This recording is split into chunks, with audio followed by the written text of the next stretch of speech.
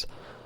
I did it. I braved all the pages of the interwebs. I had 75 different tabs open, refreshing them every couple of minutes. And lo and behold, the heavens parted, and thus was granted to me the irrevocable poison of the PS5. Or a soul-devouring demon, shall we say. So yes, this is it, everyone. Demon's Souls PS5 Remake ASMR, all bosses ASMR commentary. So for context, this is the new Demon's Souls remake made by Blue Point Studios, and it was a remake of the PS3 game FromSoft, the original sort of Dark Souls style game. Because before Dark Souls, there was Demon's Souls. And I made a video last year on the PS3 version of the game. I went through and I beat all the bosses, and I gave you this lovely video ranting about the lore and the story and the lay of the land. And now there's a PS5 version, so I'll be doing that for this version too.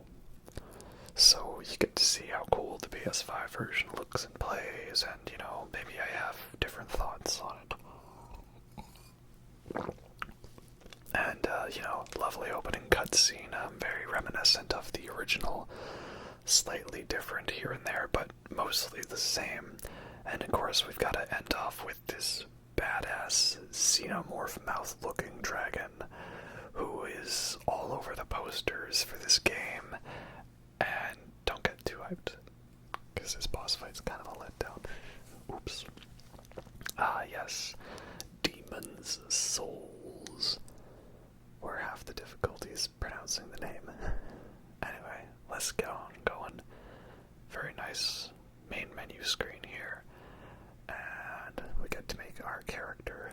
So, your body type, how it is, and, let's just get going. So I will just speed through this a bit, because I don't think I need to stick to this character creation too long. You pick Royalty as the starting class. Royalty is always the objectively best answer for picking a starting class in this game, because Royalty starts with Soul Arrow, which is a very good early game spell, and it has very little mana cost. And you start with a rapier and a parry shield, and you start with a ring that regens your MP, your magicka, your mana, basically. So you have the ability to snipe enemies with a powerful spell that will one-shot most common mobs, and you essentially have unlimited spells because your mana regenerates, so you don't have to worry about running out, So, and then Royalty starts at level 1.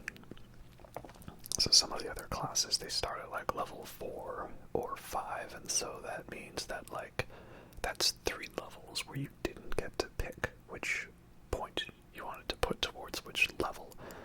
But Royalty starts at level 1, so it has the maximum amount of options for you to put your points into different levels.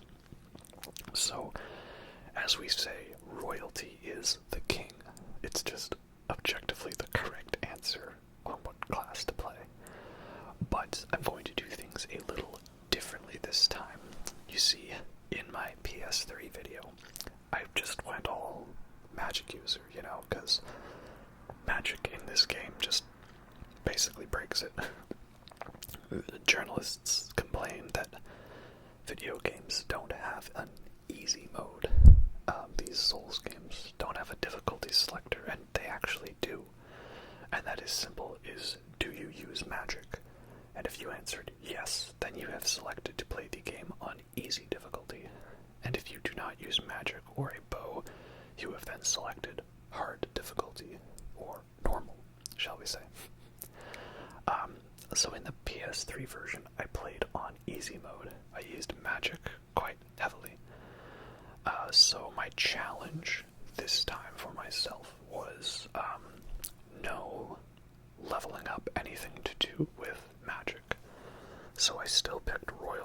it's the best class to start with to make the beginning not such a nightmare. But then throughout this playthrough, I was only leveling up Vitality, which is health, Endurance, which is stamina and carry weight, and Strength, for strong two-handed weapons. I may have also put a few points into Dexterity, but don't tell anyone I leveled that up. Right? Don't tell anyone you put a point into Dexterity, or they'll know. Yeah, so that's all I did. Vitality, Endurance, and Strength. And I went from, melee build with, I still used a bow and arrow for some parts, of course. I feel like the game's designed where you need some kind of a ranged attack. And it's funny because I was gonna try to see if I could create some strange homunculus being, or someone with a giant bird nose, like in my other videos, but the problem with Demon Souls character creation is it's too good. Like, the characters, they look good, and I was like, I can't really make this thing ugly or strange, apart from weird teeth. So I was like, okay, you know what? If we're going the opposite of my PS3 playthrough, right? Melee instead of magic, then I'll try to make this character actually look half decent then, instead of a strange homunculus monster being, So I was like, alright, normal face. Why not, And yeah, so I'll just finish up doing the character creation there. But yeah, so the question is, Demon Souls Remake, is it worth it? Is it good? Well, yes. But a few caveats. I would recommend this. First of all, don't get a PS5 just to play this game, right? I mean, I think if you can get a PS5 so far, there's been tons of great games for it. And the fact that it's backwards compatible with all of your PS4 stuff is also really good.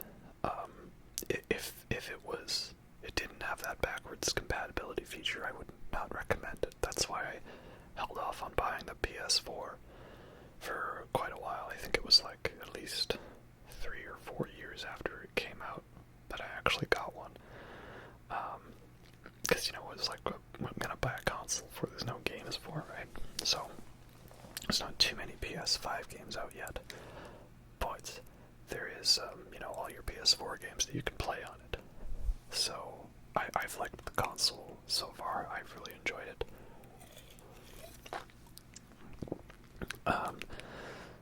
But yeah, don't buy a console just for this one game, right?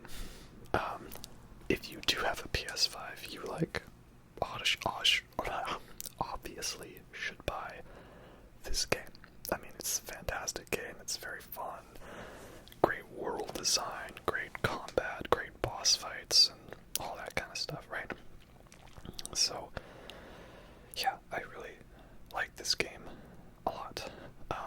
The only issues that I have is that there's stuff that was inherent problems to original Demon Souls that they have, for better or worse, still carried over into this version. And I'll be going over what those differences are throughout this video. So, this is purely a remake, but not a reimagining. So if you were kind of hoping, like, oh, I really hope they change the carry weight system, or, oh man, I really hope they fix the Dragon God fight, this ain't it, Chief. It's like how it was in the original is how it is here. I personally am not disappointed by that because I knew that's what was going to happen. I remember when the trailer came out for this game, which was ironically like days after I bought a capture card to record the PS3 version. Everyone was getting hyped, like, here's what they should do. They should fix this, they should fix that, they should change this boss, or these things, and I knew, like, that's not how it's gonna go, because it's by Bluepoint.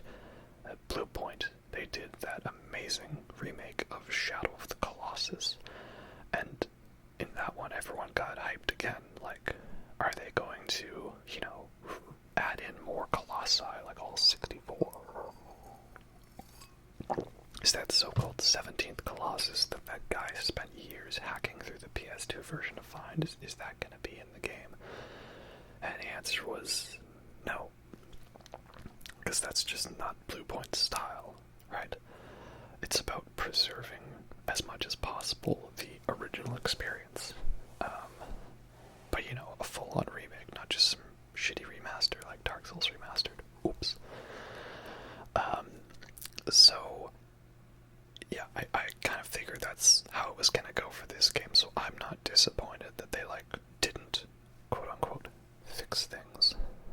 And so here we have an intro that, yeah, there was, I guess what it was is on day one, God created the world in the 7 days and all that. It's a similar thing. And God gave knowledge of the soul arts, and then the humans started to use them for their own gain and, bad things. And so God was like, alright, well, I guess the best thing to do would be to create a giant, old one Lovecraftian monster thing, who would then send out an army of monsters to go and reclaim souls and drive all of the people insane for the fact that they used the souls for their own power. And that's in Boletaria. The colourless fog has swept Boletaria up, and so we decide the best thing to do would be try to be the big hero and wander in and, claim all the demons' souls and stuff. And then here's a list of all these awesome people who some of them we'll see, some of them we won't see, and some of them we'll, might see if we do World Tendency events. Yeah, also, so I recorded this just using, the PS5 share feature. So it's just, 1080p, 60 FPS. As for, the color and the look of it, we'll see how that transfers over, because, when you have, the HDR colors and all that, and you try to record with something else, it doesn't always preserve it the way you experienced it. On PS4, the PS4 save feature doesn't save HDR, at least in my cases it hasn't. And the same thing when you upload a video to YouTube, it doesn't necessarily preserve the HDR colors. So it was like when Mass Effect Remaster was coming out and everyone was like, oh, it doesn't look that good. I'm like, well wait till you actually play it, because then the color might be different for you. And that's what I liked about Mass Effect Remaster, was there's so much color to it. It's very vibrant. So here we have the tutorial, right? We're walking through the fissure into the lost land of Boletaria. So, we'll be getting into all the bosses, and I'm also going to try to show you all of the World Tendency NPC events. So World Tendency is this unique feature in the game, and it kind of affects what interactions with certain characters you'll have. And okay, let's make sure not to die to the first enemy. Give him the old 1, 2, 3. There we go. Oh man, look at it. It's so pretty. I love it. I got all the notes on the ground, and oh yeah, I'm hyped. So you go through the tutorial, kind of learn your stuff here and there, and then right away it's like, right, I'm sure you should be able fighting this lovely thick boy Vanguard demon, and oh man, he thick. Look at that booty jiggle, look at that little booty. So yeah, I know I'm using magic now, of course, because I have it to start, but I won't be leveling it up or anything like that. That's not going to be the focus of the build, I swear. Trust me. Funny enough, when I did PS3 Demon Souls, I beat this guy first try. But here, when trying to do it in the remake, this was like my third attempt of like dying and then restarting from the beginning and creating a new character. I don't know, I found him more difficult this time, and I think that's because I feel like the room you have to fight him in is smaller, and because there's less lag in terms of movements, 60 FPS, all that stuff, that like he can attack faster. I can't remember his attacks and his movement being so much more slower in the original. And also this arena, it's only really lit in the front, which the dynamic lighting's really cool and all, but also it means that you're not really able to keep track of your character and your movement as much. So, I found like I couldn't get enough space. I was just always right up in that thick booty. So yeah, you're supposed to die to this boss, but if you do beat him, you get an extra cutscene and a couple of extra goodies. So I think it's best to, give it a try, right?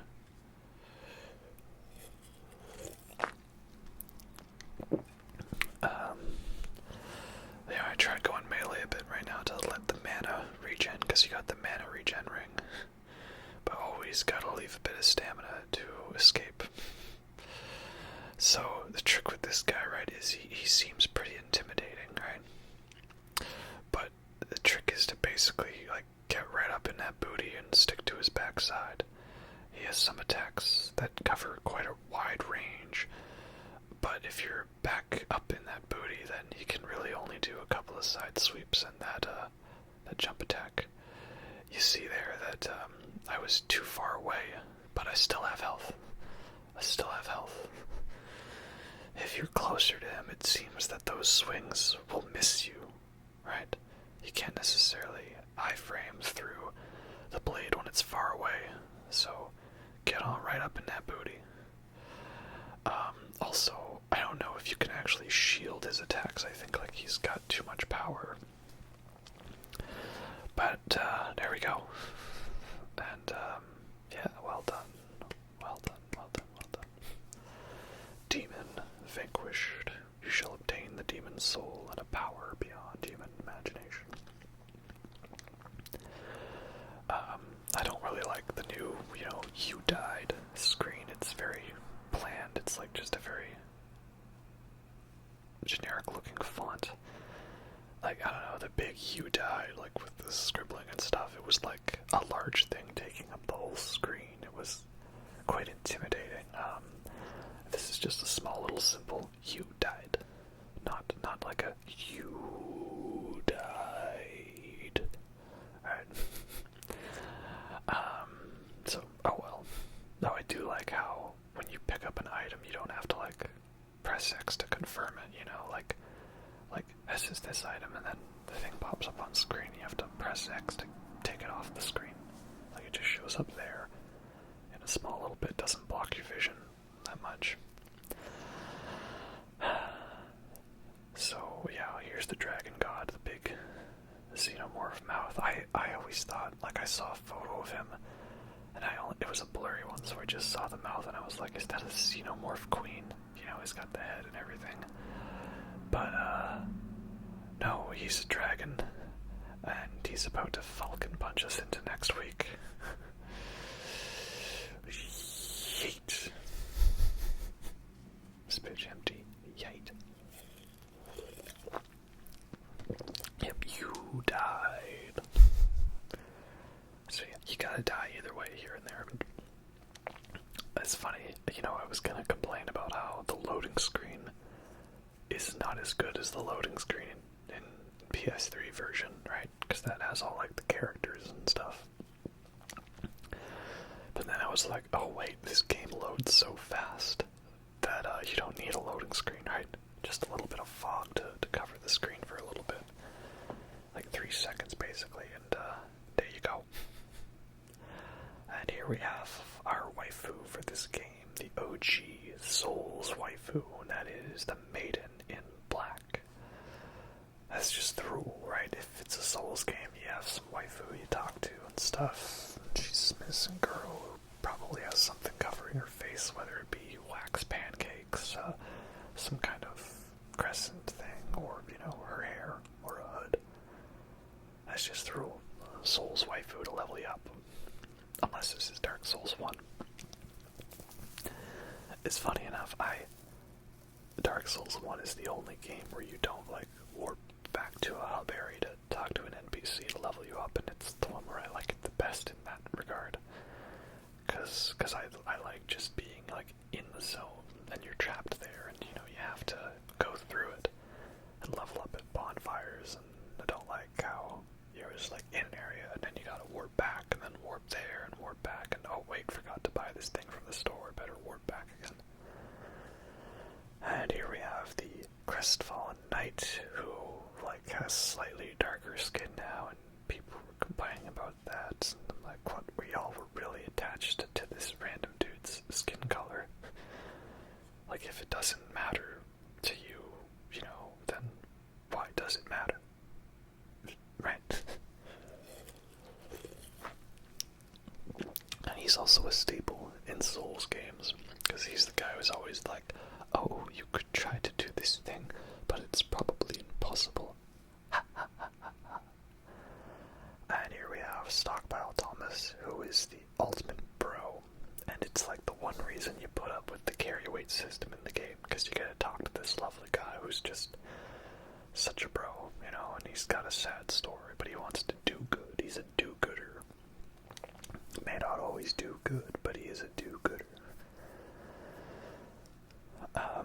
So there's a carry weight system in this game, so not just what you have equipped, but what you have in inventory, and it's a really annoying feature that I don't like, and I feel like in a way they made it better in this game, but in a way they made it worse, because they added a feature in this one where if you do pick up something that would overburden you, you can just magically send it to the storage box. Which is a little odd, if we can magically send the thing away, why even bother having to send it away? Why bother with this system?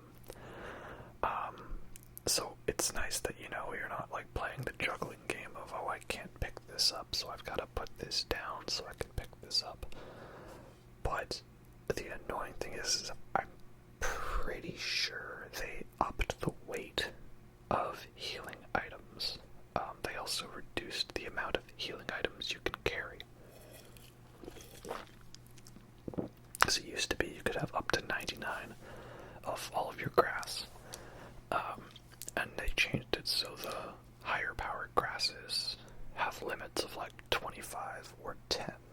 And I guess that's kind of nice because I'm no longer thinking, alright, it's time for me to farm 99 of all the grasses and the souls to buy them, right? There's a more nicer balance of 25, and you're not really gonna run out because the game gives you enough. It's a nice balance. You could run out if you burn through it really fast, but I always found I was in a nice balance of having just enough to get by without panicking. But now, if you have 25 grass of the higher power ones, that weighs it's gotta be at least quadruple the amount of how much that amount of grass weighed in the original.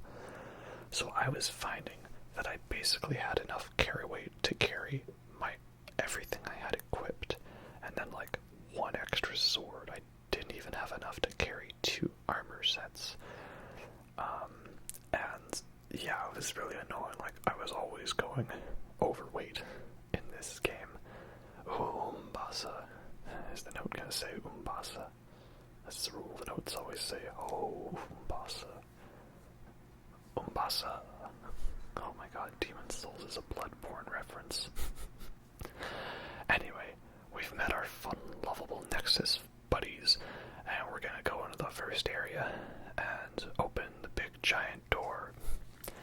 I realize I forgot to show you the dragon entrance cutscene for this area, where he's carrying all the casuals in his mouth, but oh well. And oh, phew.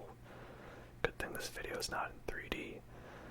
So, we've gone through the first level, and we're gonna fight which is Phalanx, which is a very good boss fight and really metaphorical for just what style of game you're gonna play. You see, you've gone through the level, you fought a bunch of knights and archers and stuff, and you came across a few of these weird shield sludge monsters, like, oh, it's a little hint something's gonna happen. And now you go through the fog gate and you're fighting a big mass of them. And so, what this boss fight is showing you is that most of the boss fights in this game are puzzle bosses. And the puzzle is, can you figure out the boss's weakness? And if you can, the boss fight is a cakewalk. The bosses, for the most part in this game, are quite a breeze compared to what would happen in later Souls games. I feel that a good chunk of the difficulty for these boss fights is the area getting to the boss, right? So the Archstones, the way it works is you enter a world and you have an Archstone, and you don't get another Archstone until you kill the boss. There are shortcuts you can open up, but no new, legit checkpoints. And so this boss fight, the puzzle is that the boss is weak to fire, and that there are plenty of fire bombs and fire resin, pine resins, turpentines around the area. So that's the clue for you to pay attention and use fire. And the notes will say something like, use fire, right? So if you just throw fire bombs at it, you see, there you go, piece of cake, right? The fire is the best option. And this game is difficult in that if you die once, you lose half your health bar. So really, you should think of it in that it's not you going to half health. It's the extra half health is like a bonus, right? So once we've killed our first boss, we are greeted with the Maiden in black and her lovely bare feet, waifu. And she's going to tell us to go await the Monumental. The Monumental awaits thee above, way up at the tippy top of the Nexus. I really like the look of the Nexus in this version, but I don't like that they've removed much of the ambient score. Like, there's still ambient music, but it's more infrequent, and it's not that same classic song, the one that plays on the menu screen or the intro menu or the character creation, right? So it's a little disappointing. The atmosphere's been lost a little bit. And I also feel like they've toned down the ghostly reverb on the characters' voices. Here it's just oh, the Monumental will way too above. But in the other one, it's like the Monumental will way too above, and there's ghostly reverb. I don't know, I can't do natural reverb on my voice.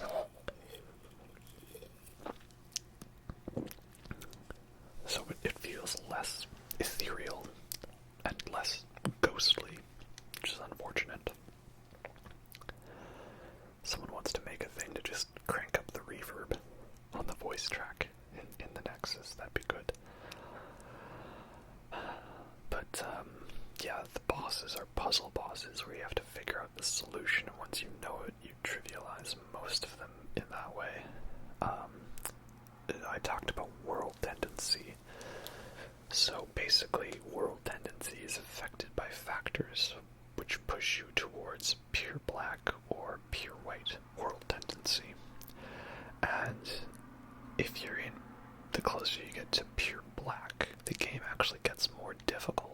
You take more damage, enemies deal more damage. Black phantom enemies will show up. But you'll gain more souls from defeating these enemies. And if you get to pure black, there will typically be a black phantom NPC that shows up. And if you kill them, you get some special items, and it boosts boosts your world tendency up towards white. Then if you're in pure white tendency, you don't lose extra health when you're in soul form, and the game's easier, but you get less souls.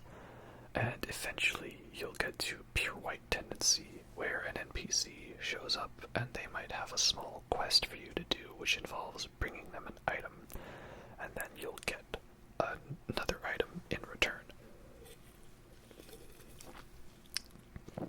So, the way you change world tendency is if you defeat a boss, that pushes you towards white, and if you die in body form, that pushes you towards pure black.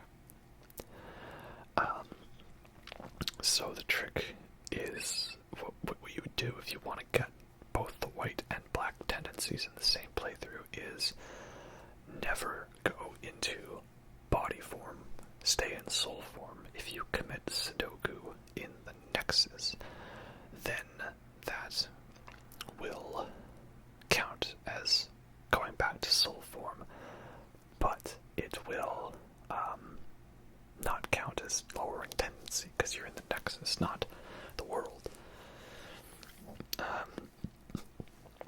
So then you kill two bosses, get to pure white, do the white tendency event, then die a bunch in body form to get to pure black, and get the pure black events, and there you go.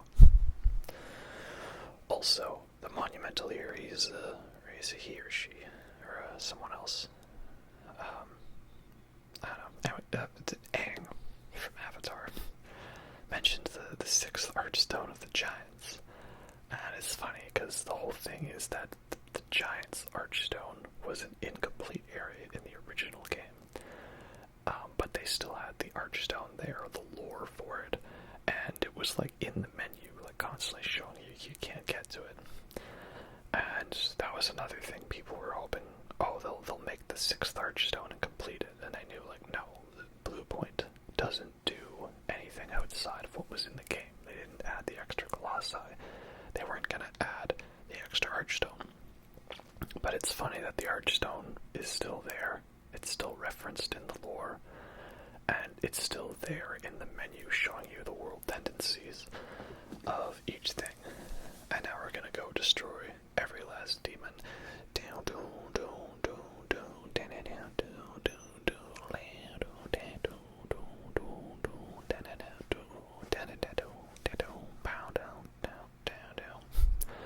This one's for you, Doomslayer. So yeah, the tendency of each world, it's independent of all the others, and I'll be showing you the tendency events best of my ability throughout this playthrough, because I didn't bother with world tendency in the PS3 one because it seemed like this extra obtuse sort of thing, and I still feel that way about it. But I thought I would give it a try in this one, see what it's like, and it's just annoying that some of the main armor sets and weapons are the best ones for builds and stuff, or the upgrade materials for boss weapons, they're all locked in the pure black, pure white world tendency events, right? I mean, this game's got a fairly active online right now. The one way you can get towards white is killing invaders, or I think helping people with bosses, perhaps. But, once the online becomes no longer a popular thing, that you've pretty much eliminated that option. So, your only option is to really do it carefully by killing two bosses, increasing it to white, and then committing Sudoku in body form to bring it back down. And then there's also character tendency, and that is to do with how good your character is, and it goes towards white by killing bad NPCs, and it goes towards black by killing good NPCs. So here we have the greatest boss fight of all time. was the blue dragon fight. So this red dragon, he was an environmental hazard throughout the first area, and now he's another hazard here, but you can actually get your snipe on with him, and so I don't think you can kill this guy without ranged weaponry. Like, you've got to just stand up here, and then, shoot a bunch of spells, a bunch of magic, or shoot a bunch of arrows. And I found the best thing to do is to free aim, don't lock on, because otherwise it'll throw your camera all around. Just to free aim, and then wait until he just started his fire breath, and then shoot, and then there you go. I'm sure if you wait until later when you have more powerful ranged weaponry, that this would be an easier thing to do. But it's like, I don't know, I just want this guy out of the way right away, so I just do the whole thing and sit here for like half an hour and spam spells at him. And you see now I've lost my free aim, so I've got to reline it up again. Did I get you? There we go.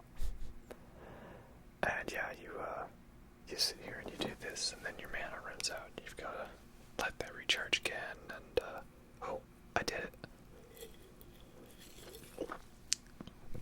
And he drops a soul. Yay, best boss fight ever. Alright. I know it doesn't really count, It's not really a boss fight. Action roll, very nice. Anyway, so now the true Demon's Souls starts here. We cross the bridge, and now we're going to fight the Tower Knight, which is, oh man, look at that. Oh, he's glorious. He's got a big shield because he's compensating for something. And, oh, that's the new fat official. They don't look as good. I had that weird silver face thing before where I couldn't tell if it was a mask or if it was their face, and now it just looked like some ugly, bloated guy with, like, pores and shit. Like, what you're trying, it's like they did the opposite of Dune. The original, they went with the Stellan Skarsgård, Baron Harkonnen, and then in this one they've gone with the David Lynch Dune Baron Harkonnen guy. So now that's just a thing. So yeah, another puzzle boss in that the puzzle is that you can't just attack this guy head on. Oh, that was close.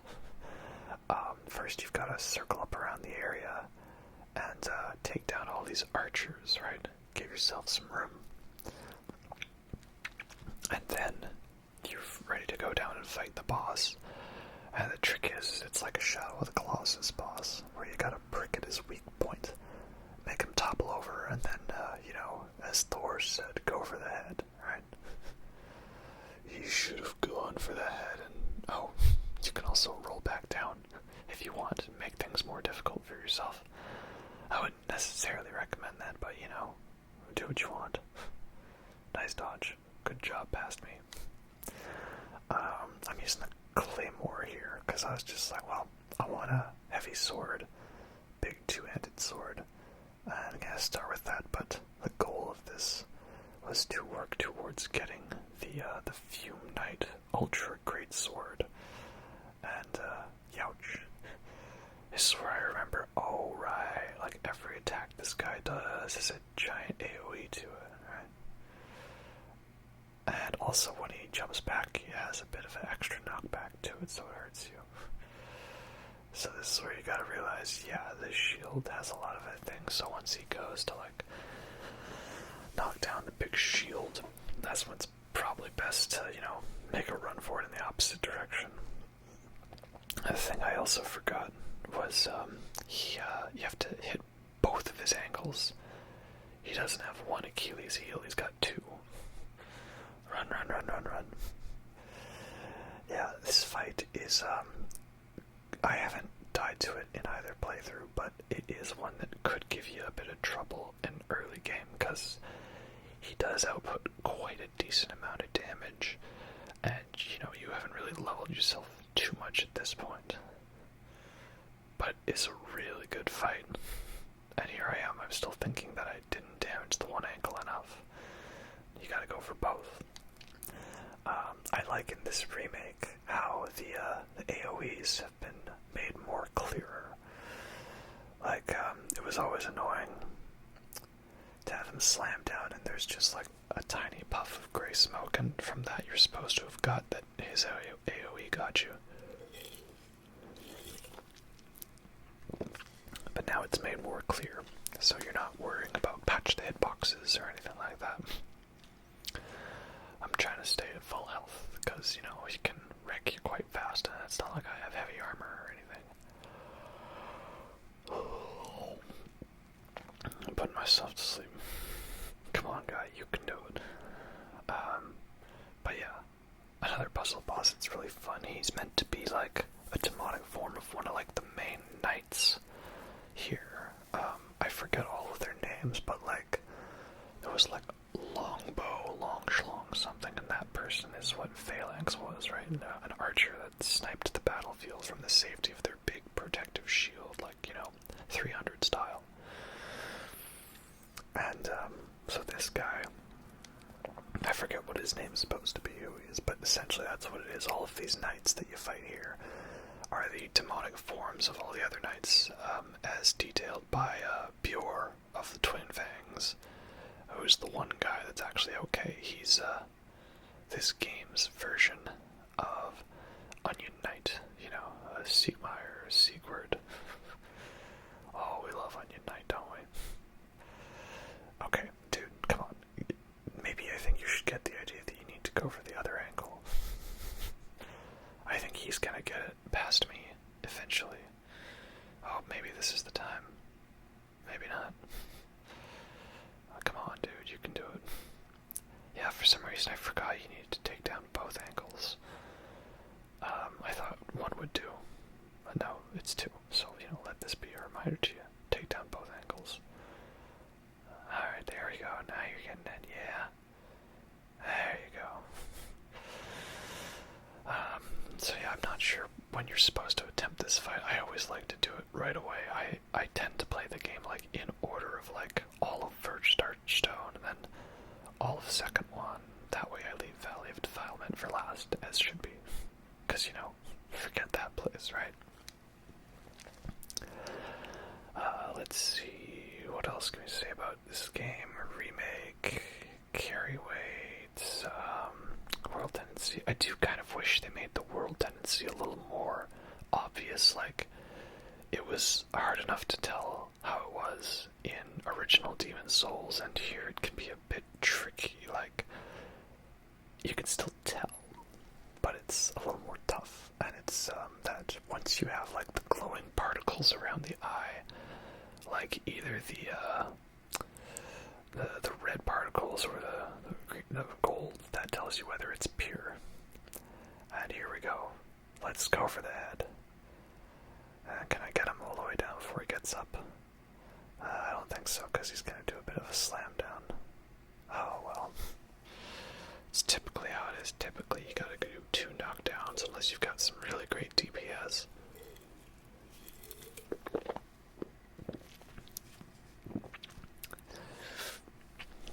But yeah, I am glad that this game got the remake finally. Everyone was hoping for the PS4 version. We never got that, but we got glorious PS5 version and a proper remake. Now, if we can get Bloodborne 2, please. Now we got Elden Ring next. Oh, I'm hyped for that. It's gonna be interesting to see how well they handle the whole open world style of game. But I'm looking forward to it. Just keep in mind, I'll get the game as soon as it comes out. And I'm gonna play through it, but I'm not gonna be that YouTuber that, like, you know, oh, got you down again, nice. You should have gone for the head. I'm not gonna be that YouTuber that, like, speeds through it to just upload it the second the game's out. Like, I want to properly play the game, and I'd like to do a bit of blind playthrough to it, because that's the thing is, like, ever since I started doing the boss videos, right, like every Souls game I've been playing with the intention, like, okay, this is gonna get recorded, and, you know, yeah, so I gotta look up, okay, where are all the bosses? Are there any that are missable? What do I have to do so I get them all in a video? Like, that sort of thing. It's not as casual as I can be about it. So here, now, I've made it to White World Tendency. So that means there's this gate at the very start of the world that opens up, and there's a bunch of black phantom enemies in it. And there's this NPC, this Executioner, Miralda, something like that. I don't remember all the names. And she's got this like great axe. There's a very large butcher axe sort of thing. And so I'm pretty sure she's hostile no matter what you do. But basically in White World Tendency you fight normal version. And in Black World Tendency, which I'll show you afterwards, you fight the Black Phantom version. You'd want to fight her because I found that her armor set was pretty good for my purposes. It was basically like the perfect balance of me being able to have all the weapons equipped that I wanted, and being able to still be under the 50 inventory, so I could fast roll. So very good to get this done right away. And then also behind her is Bior's armor, very heavy armor if you want it, and the colorless demon soul, which that's like basically the Titanite scales. It's what you do to upgrade your boss weapons, right? Did you say boss weapons? I've got boss weapons. Where do you live? Right down the road. Okay, good. Right down the road. Yeah, can't miss it. This is where I was also finding out that my dodge game was not yet on point. I feel like you don't get as much iframes in other games due to the rolling. But there we go. Got her down, and oh, that's a nice armor set you got there. I'm totally taking this armor set for myself. Binded set. So now I'm breaking a lot of continuity here because we're jumping far forward in time to basically the end of the game for me. And here's a fun thing I found with the photo mode. You can use that as an exploit to literally pause the game and look around corners. So now what I've done is, much later in the game, I've gotten the world to pure black world tendency. So now a very powerful black phantom NPC shows up as Executioner again. And you can see that even with my upgraded weapons and end of game stats, that this NPC is quite difficult for me. But basically, like, when you kill the NPC in White World Tendency, it pushes your world to black. So if you get to pure black, you can fight this enemy and then kill it, and that'll push it all the way back to white. And there we go. So that's the main World Tendency event for the World 1, the Boletarian Palace. So now we're going to move into World 2, which is a Stone Fang Tunnel. And the first boss of this area is Armor Spider, but armor's spelled wrong for some reasons. Because I'm Canadian. This boss is, I'd say it's quite a difficult one. If you're going here early, which most people probably would, because, like, if you look at what your options are for Archstones, is you got 3-1 Tower Latria, nope. And you've got 4-1 Shrine of Storms, nope. And 5-1 Valley of Defilement, nope. So this is basically your best and only option. And I tried going like full on, like holding a shield out to block the attacks, because when you're close to this guy, oh yeah, he does that big slam attack. It's quite powerful. funny enough, I found this guy more difficult in the remake.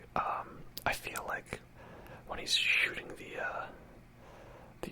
the spider silk to like web you up, that it just seems to track you better. Like anytime he fired his webs, I don't think I dodged a single one.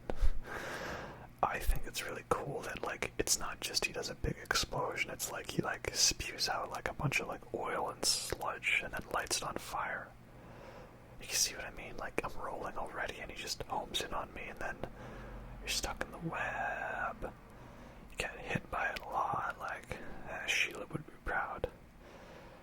Let's see, look at that. I rolled. I dodged. Nope. Perfect lock. And now I webbed and I just gotta, eat fireball. But this is where I found that going full heavy dodge is actually not as bad because he only has 2 attacks. He's got the ground pound slam, which doesn't hit the middle, and then he's got the the sort of front slash. So you just gotta get up close and not roll to the side when he does that. And there you go. Still quite a difficult fight, and he outputs quite a lot of damage for what is probably your first Archstone boss, besides Boletaria Palace. But nevertheless, a good fight. There is a safe spot behind some boards that lets you just sit there and snipe him and you can't die. But we ain't doing some cheesy magic bow strat, no. Gotta get up in their faces and tell them where it's at. So, next up, we've got Flamelurker. And this guy is not a Demon Souls boss.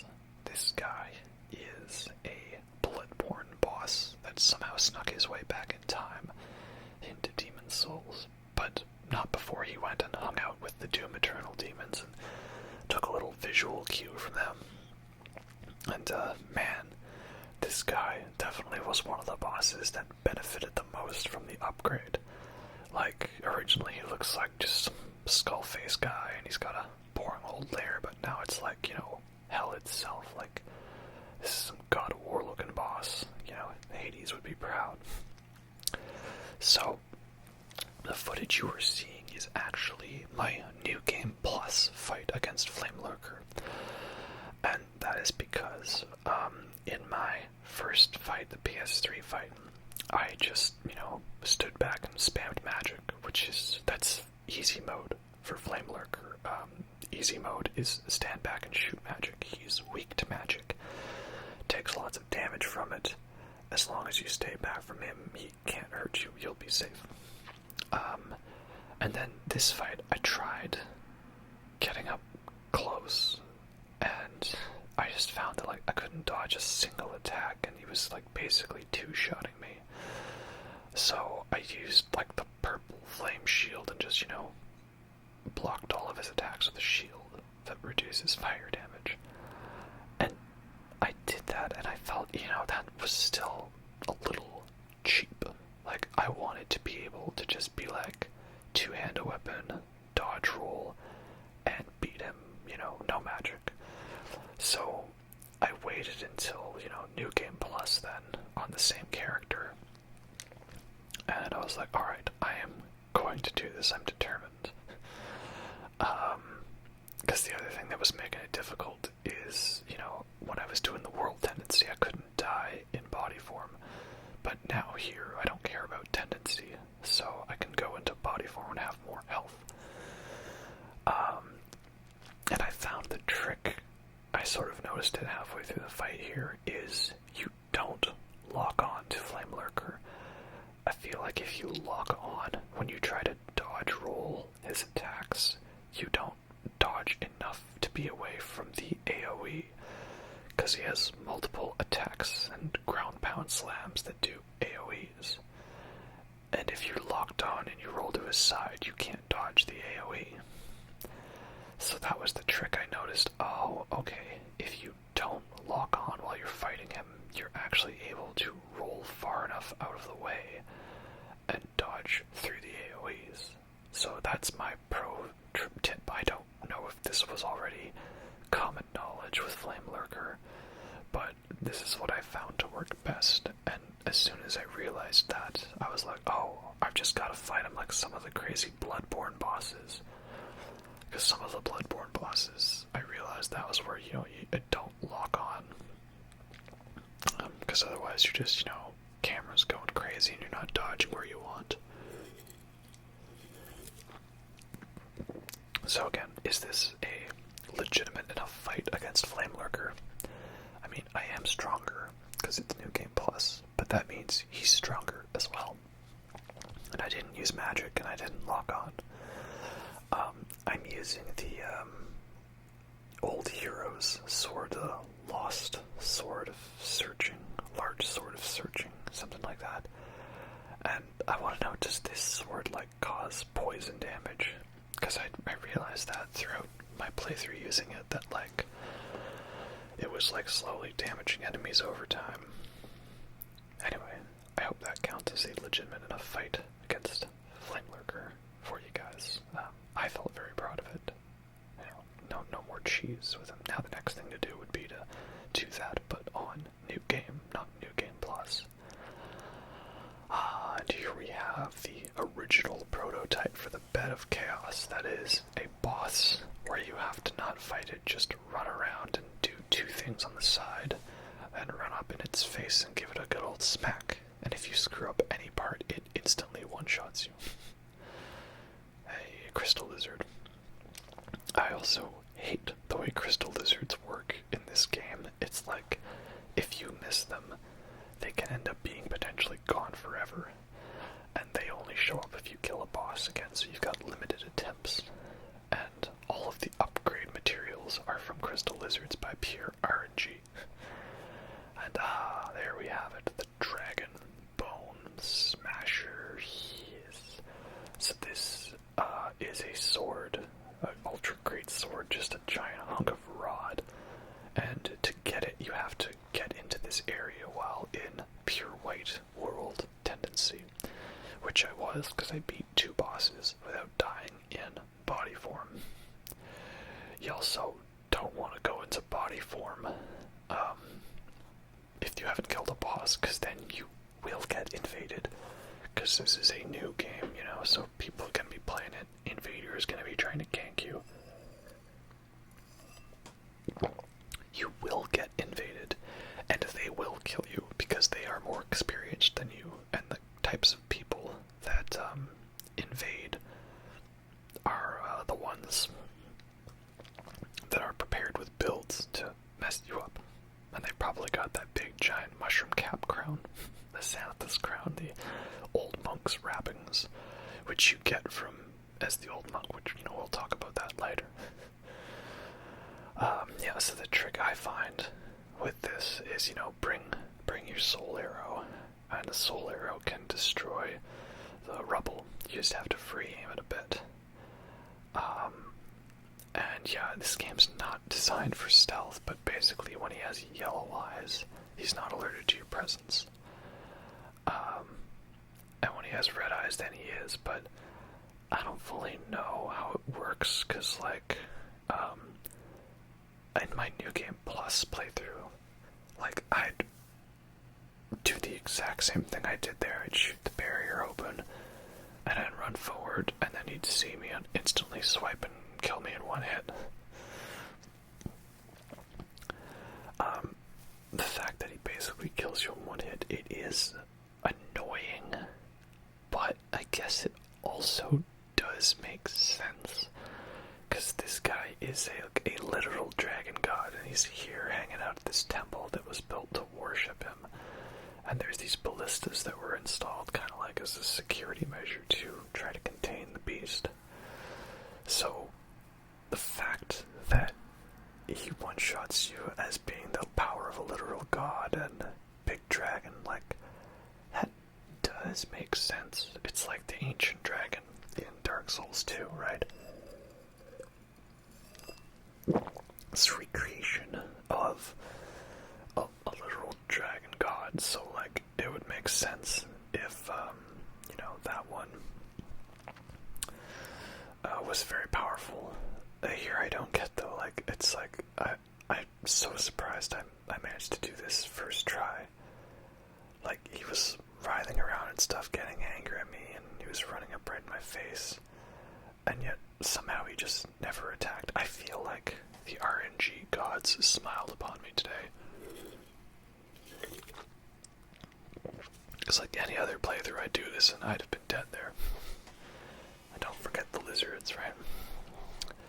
The other annoying thing is you can't like just do the old quit out strategy like you did in all the other games where like if it was there, you know, you quit out and then came back in and it spawned in. I think that's weird. Is there the actual rope connecting these ballistas? Like I'm looking and I don't really see it. Like it's like you just shoot him in the arm. Not that these are actually ballistas to like tie him up. Do they change that in this one? That's odd. So just be aware though that the fight ain't over yet. Goodies. Always gotta get our goodies. Yeah. I already have that goodie though. That's the clue that like you can only get to the sword if soul tendency is white. It ain't over yet though, cause his fire breath, his panting breath that he does right here has a hitbox. So I have seen it where people go up to kill him and he just, you know, breathes some like fog into their face and it kills them. So don't get cocky, kid. Yeah, like that breath will hurt you. See? And look at that. One tiny little bit of it took half my health. So, you know, don't get overconfident. Okay, a couple more hits and then we're good. And we will have slain our first archdemon, which is a super powerful demon at the end of the area. That's basically what it is. Each area has 3 sections, 2 regular bosses, and then a big boss at the end. So if we wanted to, we could now go through the next area of Boletaria, which I usually save till the end, because it's quite a difficult area with a tough boss. So I just wait until I've finished every other area to go through. It would be worth your time if you want to get to Yuria, the witch. She sells many powerful spells. And now we've got our Fume-Knight sword, and I was finding out the hard way that, oh yeah, you can knock it into a wall and miss. So I hope this dude didn't mind I was just swinging my sword around him. Hey gods. Frame me crew number 1, then how did I creep up on you? Did you not see me running with the big giant fuck off sword? This is Scirvir, the Wanderer, and yeah, he shows up when your soul tendency is white. And this is what I mean by the game has quests, and it's that he sends you on a quest to find the Dragon Bone Smasher. Like, oh, I heard the legends of such an item up ahead in the next area. And then you go into that area because you have pure white tendency, and you get that item, you pick up the sword, and then you bring it back and show it to him. And then he gives you an item for that.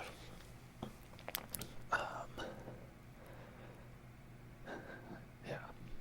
I think it's interesting though. I'm going to show him the sword now, and he's going to be like, oh, it's just a big hunk of rock, it's nothing fancy. Like, dude, this sword's fun. Now I see why everybody used it. Because remember, I didn't use this sword in my other playthrough because I was magic build, right? And then I get this sword and you're just literally knocking everybody back, and with the controller vibration, it just feels good, man. Feels good. Arts of swordsmanship are in a perfectly used manner. And yeah, that's that how it is, right? So then there's a bit for every other world. And I don't know, it's just kind of annoying that you have to give yourself the special challenge of complete the first 2 areas with only half health. To then, you know, give yourself access to this NPC quest. Like you see here, it gives you pure Greystone, so it's basically a Titanite slab. I'm like, alright, this is what you get for insulting. Pay no attention to the fact that I just nearly smashed your head in. This is what you get for insulting my sword. And see, that's what I love about this sword, the knockback, you know? And the stun. And there we go.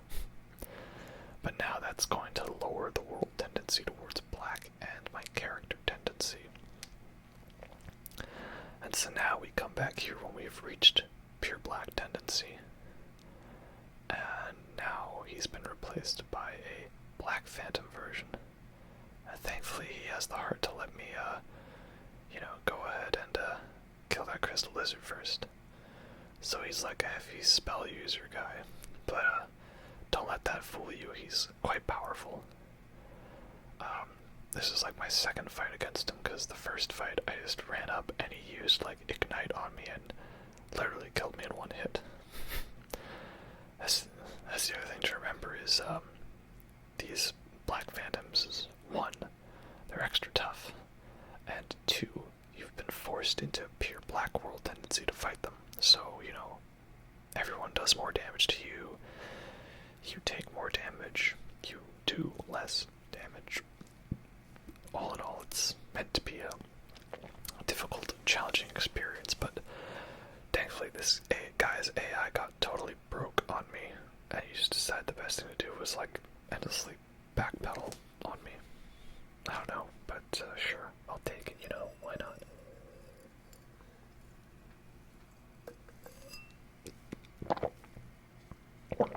Basically, you would want to do this because it's like each version drops like 1/2 of something of them. Like one version will drop their armor, and then the Black Phantom version drops their weapon, something like that. So that was all Stone Fang Tunnel. And now we are at the Tower of Latria, which is one of my favorite areas in the Souls games. It's such Lovecraftian, creepy church, cathedral, experiment facility, and such a huge inspiration for Bloodborne. So I'm showing you this, is that there's this guy hanging up in this room, and he's all like, oh, don't mind me, I won't cause you trouble. And, actually, no, he will. He's a liar. All the notes say, be wary of liar. Because basically, that guy is going to resurrect the boss that we're about to fight. And the boss fight's basically unwinnable. If you don't kill him, he just keeps reviving it. There's this random Black Phantom NPC you have to fight out here. I'm not sure who it's meant to be. I need to brush up on my Vati videos.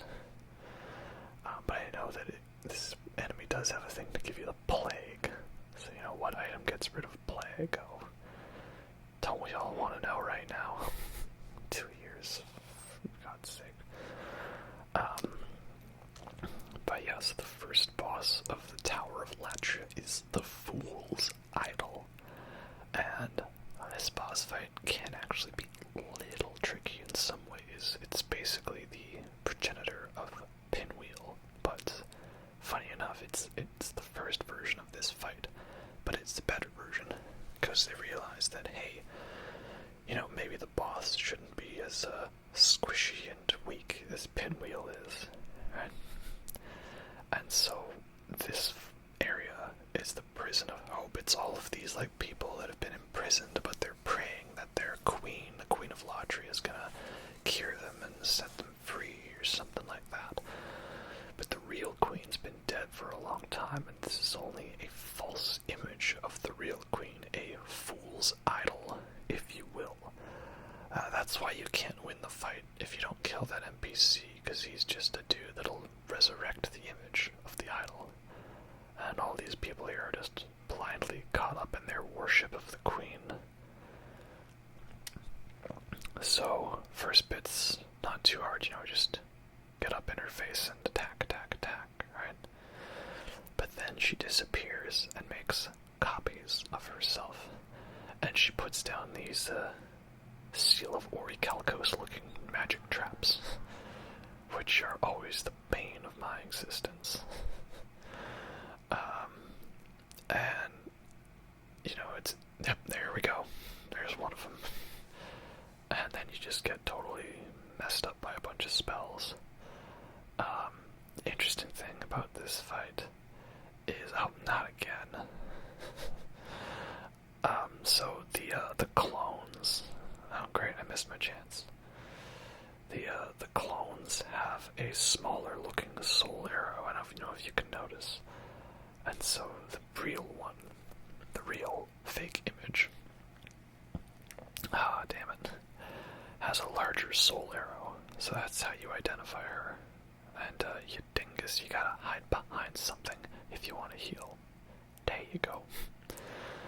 So there's a trophy, which is to defeat the Fool's Idol without killing any of her clones, which I just did there, so a little trophy challenge, yay.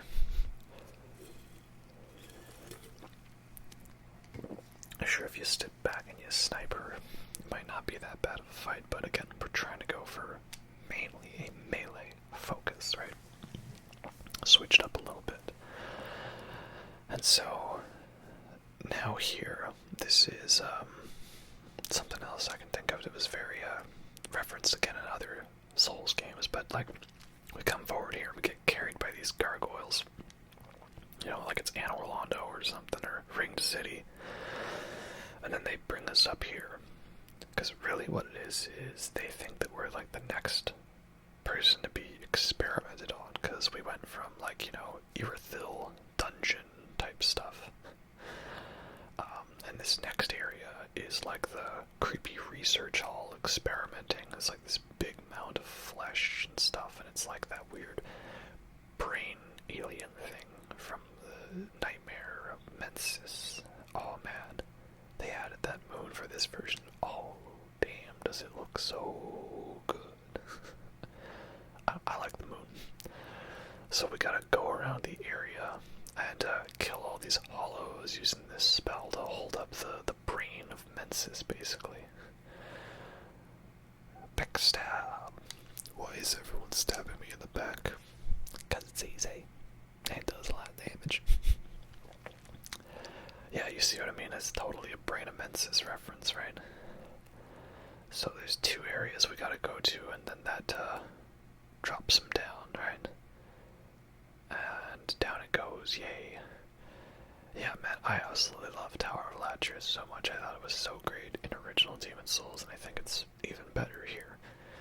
Such a fun area, right? Even if it is, absolute nightmare fuel. I just think as well, all of the Souls games, they've got so much nightmare fuel in them. They're all basically, partially horror games. And a lot of the stuff in them is more scary or more creepy than a lot of legit horror games out there that are trying to be horror. So now we got the big spiral staircase to the fight, and I would be remiss if I did not include one of the real bosses of this area, and that's this Black Phantom Cthulhu on a precariously narrow ledge with no railing that you can roll yourself off of. So yeah, these are the Mind Flayers, very common fantasy style enemy, right? There you go, get down. And they basically got a Cthulhu head. They look so good in this remake. And the game's totally evil by putting a bunch of them in narrow passageways, right? And they're Black Phantom ones. They can basically stun you, and then Cthulhu's gonna give you the good suck. And, yeah. Anyway, onwards now we have the Maneater boss. He's basically the progenitor of the gargoyle fight. Oh, I still have health. Don't you charge behind me. Get behind cover. Okay, we're good. Yeah, basically the gargoyle fight, because it's on a precarious ledge and they fly around. You can cut off their tail, and they're definitely a very difficult but well-known and well-respected fight. I think everyone agrees Rooftop Gargoyles is one of the better fights in Dark Souls 1. especially because it's got that very triumphant feel of ringing your first bell of awakening. So these guys are the first one for that, though they can be annoying how they sort of run away and, fly back with a little warning, like their AI is a little buggy and all over the place. And it's, of course, a very precarious area we fight. Like, there's not much maneuver room, there's no railing, so you can get thrown off with their charge, you can get knocked off when they hit you with a spell. It's, all in all, definitely one of the most difficult fights in the game. I beat this fight first try this time, but in other playthrough it was probably the other most difficult fight besides Flamelurker. And just like the rooftop gargoyles fight, there's a second Maneater that shows up halfway through. So if you get lucky, then you can down the first Maneater before the second one shows up. Then, what are you doing? You're odd. Is he buffing? Yeah, if you can down the first Maneater, then the fight's okay, you're good. But if you get stuck with the gank, it can be quite difficult here. I'm surprised I pulled this off. I thought as soon as I didn't down the first one right away that this fight was basically over. Though one thing I think that's made this fight easier than PS5 is I feel like with the collision being slightly better and like the physics being improved, if you do get knocked and thrown around, it's not like you get obnoxiously banged around and then like you go to get up from a ledge and then you end up slipping off of it because like half of your baby toe is sticking over the ledge or something like that. But still, quite a difficult fight.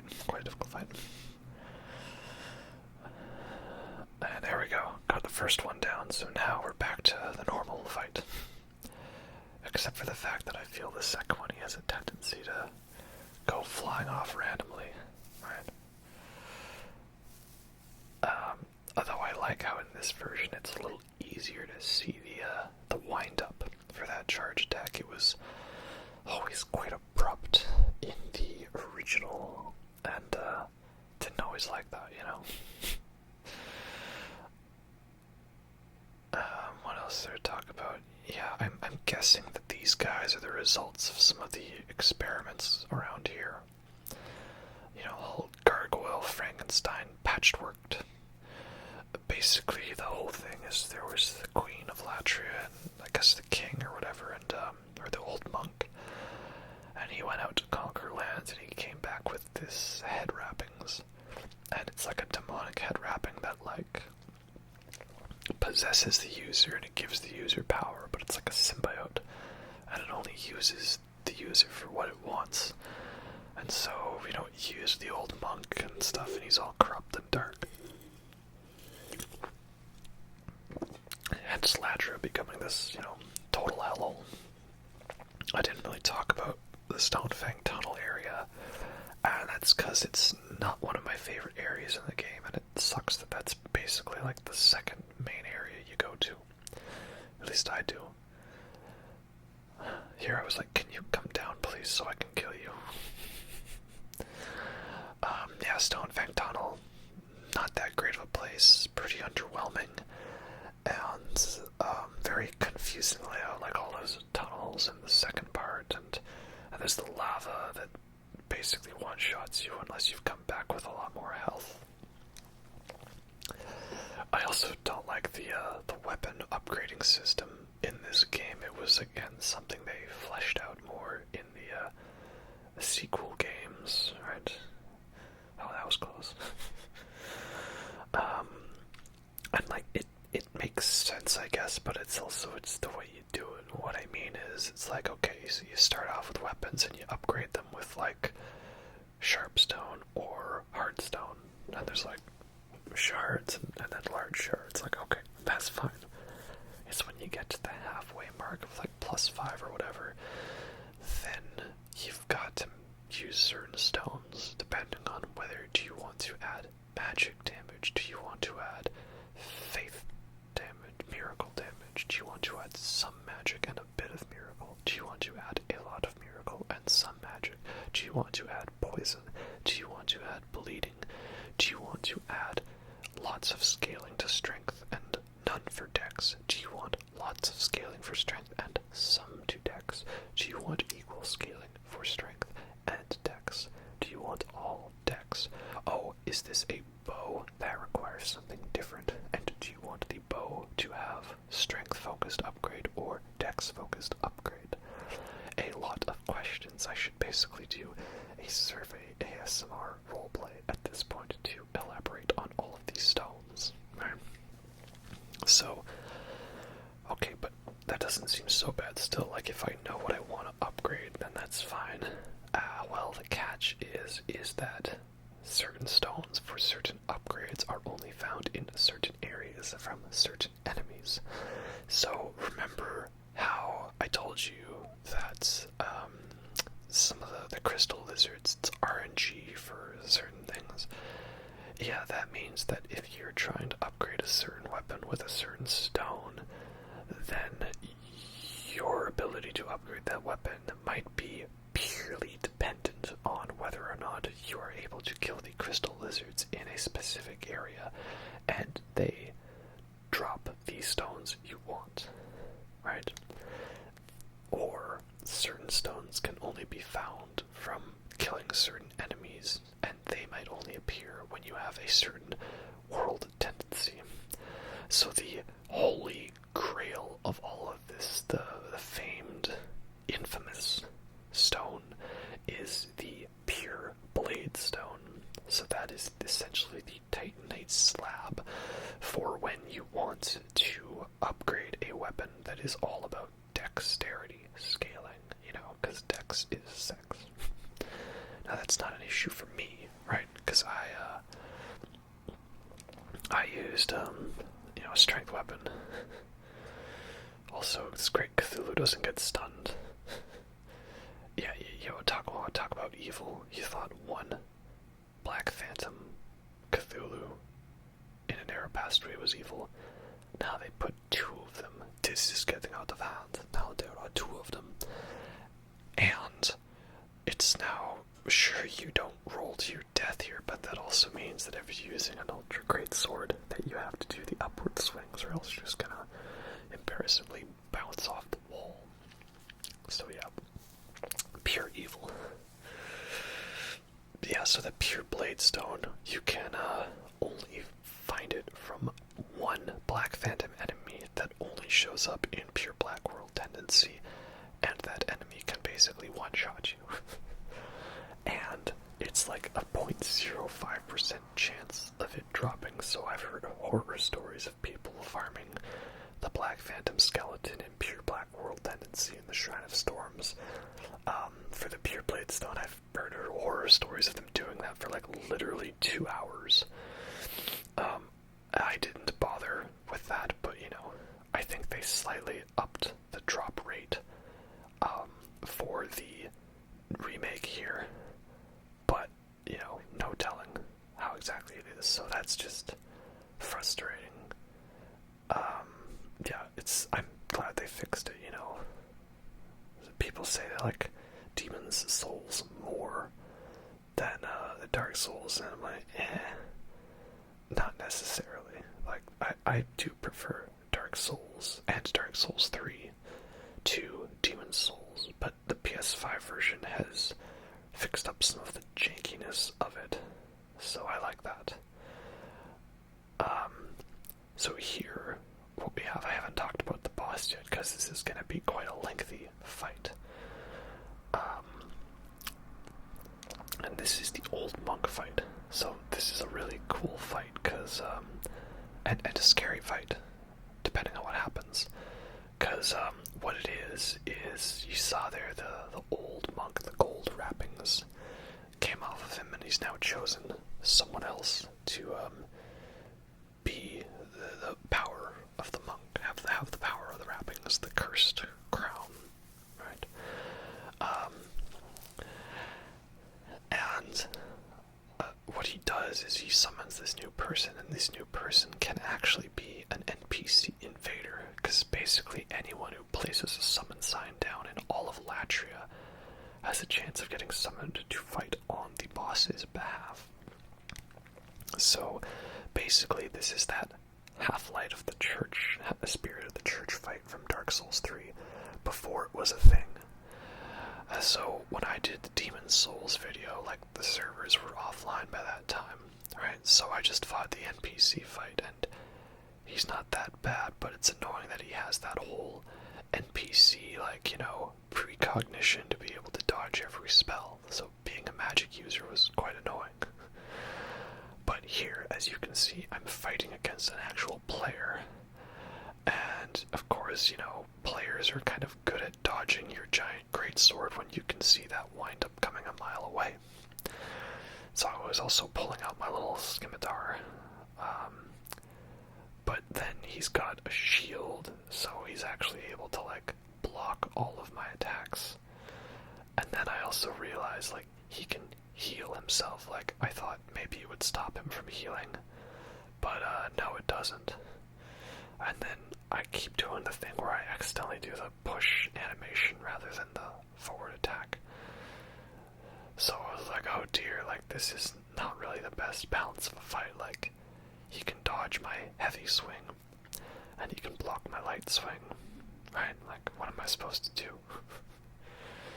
And he's not really able to get me too bad, because he's kind of just digging into it with a small sword, but, like, dang, not really good. And now he's healed himself to full, because he has the Adjudicator shield, which is, like, basically the objectively best shield to carry on your back, because it passively regenerates health, you know, so that plus Regenerator's Ring.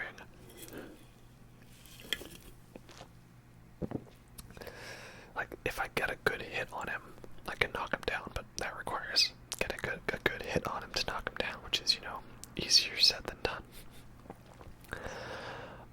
But yeah, this was definitely fun. It was a scary challenge, because you never know how good the enemy players you fight are going to be. But it's definitely an entertaining one, so it's fun to be able to experience this fight properly. I also did a bit of stuff, which was letting myself get summoned in as the boss. And it was fun fighting people as the boss. I mean, I feel bad that I'm, like, stalling them on their way to victory, but you know how it is. You gotta do a thing, and I don't know how I beat him there. Like, it looked like he still had his shield up, unless he lowered it, like, at slightly the last second, and that caused me to win. But yeah, good fight, bro. Good fight. You did well. You put up an entertaining fight. It wasn't too easy. So now, the World Tendency event is with this Phantom Lord Rydell. I didn't show the White Tendency because it's not really best to fight his White Phantom version, because if you do, it blocks off this area where you get a bunch of cool items, so it's best to leave him be. But the Black Phantom version, you know, it's as is, and he wasn't too bad. What you need to do is go forward into the second area. There's a pathway that's opened, and that gives you the key to unlock the cell. And you just gotta teleport back. But also, you're gonna want Latria to get to pure black, because that gets you the Sodden Ring. And the Sodden Ring is basically this game's equivalent of the, what's it called? The ring in Dark Souls 1, the Rusted Iron Ring.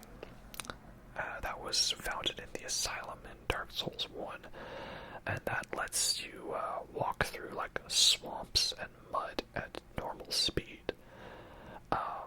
And the swamps and muds and stuff in Dark Souls games, they weren't that annoying. Like, everyone likes to hate on, like, Blight Town and places like that, but I've never been too annoyed at them.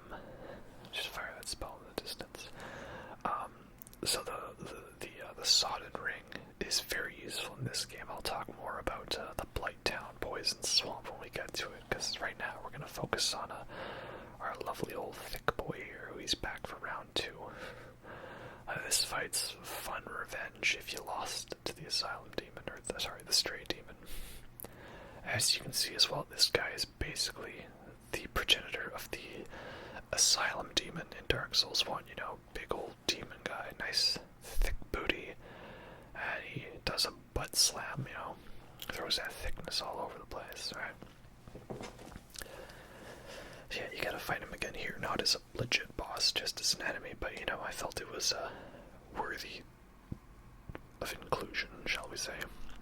And then there's these lovely manta ray guys, and man, you want to talk about an area that got buffed in the aesthetics. Definitely Shrine of Storms. It used to just be like a murky cloud, like gloominess, but now it's like full-on legit storm, and those manta rays sound great. They look great. Like, yeah, it's a very fun area.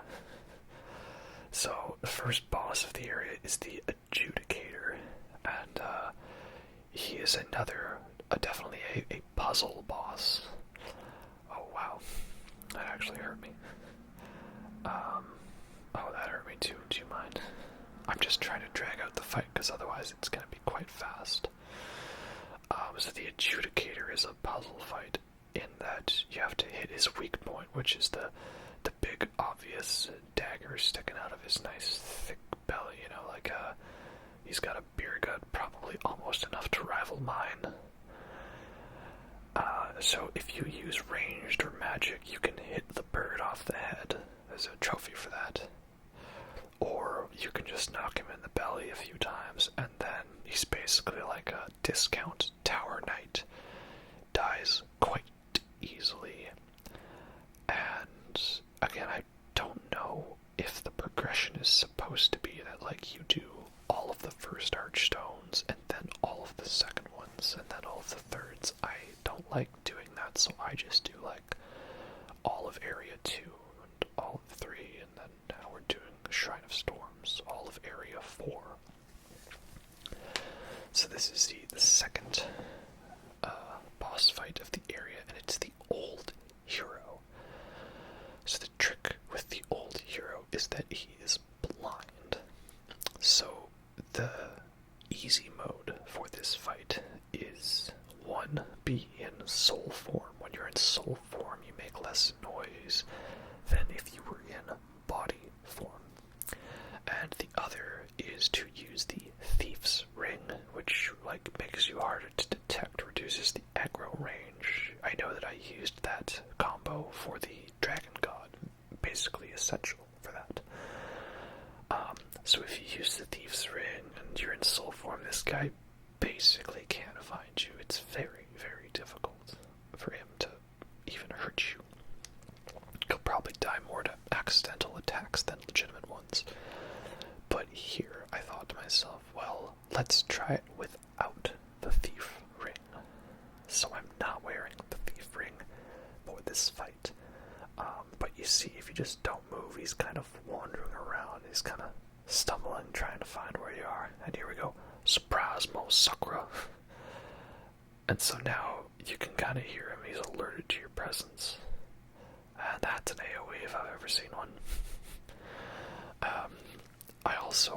I don't know if it's just my imagination, but I feel like in this version of the game it's easier to tell, like, when he doesn't know where you are and when he is aggroed onto you. So here I was like, oh, okay, he still knows where I am, you know. To see if you wait a bit, like, he kind of wanders around. I see he's lost me there, right? That's because I'm in soul form. I mean, I didn't want to do body form. Oh. He has no idea. I'm like walking right behind him and he has no idea. There we go. Yeah, like, I feel when he does that enraged bit, then that's where, like, oh, he knows where you are. So, he's a good fight, you know, he's got a fun gimmick puzzle thing to him, and if you exploit that, he's quite easy, but if not, he provides a decent enough challenge, I'd say. And it's a good balance, because the area that he's in absolutely sucks. 4-2. I don't hate it.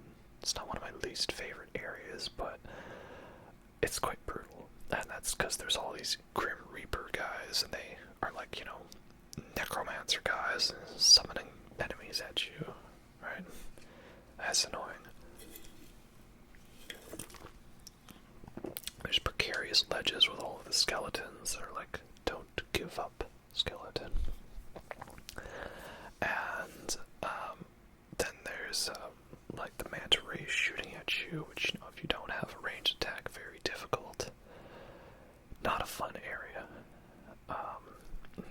the greatest aesthetics too, because you're inside for most of it in like basically these discount catacombs looking area.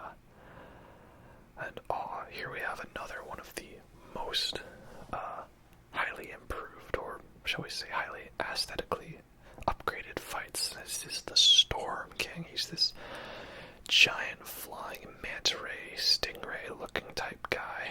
And he's got all the little smaller ones on top of them, and it's so gorgeous. Gorgeous view ahead. Like, again, in the original game, like, it's just kind of like, it's like a little cloudy area, you know, like a bit of a cloudy day, like, you know, how your average Canadian weather looks. But here in this version, it's like, okay, this is why they call it the Shrine of Storms.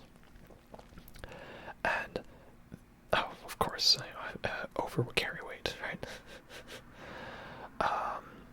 Yeah, like, in the original, the fight's definitely more of like a lore fight. Not really anything too crazy, but like in this version, like all of the improved sound, improved visuals, everything about it is just so much better. Yeah, I love this fight, one of my favorite in the game, and something about it also gives me a Shadow of the Colossus vibe, just like Tower Knight does, and you know, it being blue points as well is just a very good thing. So I'm using a bow, and that's because, you know, like, you need some kind of ranged weapon for all this fight, right? There is a bit of a house you can kind of hide in, and that's the quote-unquote safe area. But now we don't do that here. We do it in this proper style. And don't forget the crystal lizards, of course. Can't back hear you. And of course these lizards actually have decent resistance, so you know it takes a while to kill one of them. And this is the risky strategy, is to grab the Storm Ruler and Scheist, I can't grab it. I forgot about the carry weight. I just uploaded all my inventory with all the arrows. I'm like, oh no, it's not that I'm like too much item burden, it's I've got too much carry weight. God dang it. So I'm like, okay, I'll just quickly find like a place to hide, and I'll drop a bunch of grass. And oh no, they see me again. I just gotta hide here and drop some. And I was like, well, will that give me enough if I drop it? Because you can't drop it when it's equipped. Just drop it all. Like, let's see if that did. Spoiler alert, this will not be the first time that I try to pick up a quest item, and I can't because the carry weight. But there we go, now we have the Storm Ruler. And a Storm Ruler is a sword that lets you literally split the sky. Are you ready to see it in action? You just gotta get up nice and close to a group. And I'm gonna pick up as much of my grass as I can. Always gotta have some grass on you, you know. And here we go, we split the sky, and damn. So it uses all your stamina. But man, is it such a cool sword, you know. It's again, once you have Storm Ruler, and if you use Thief Ring as well, or if you have like Second Chance, no bamboozle, like basically immune.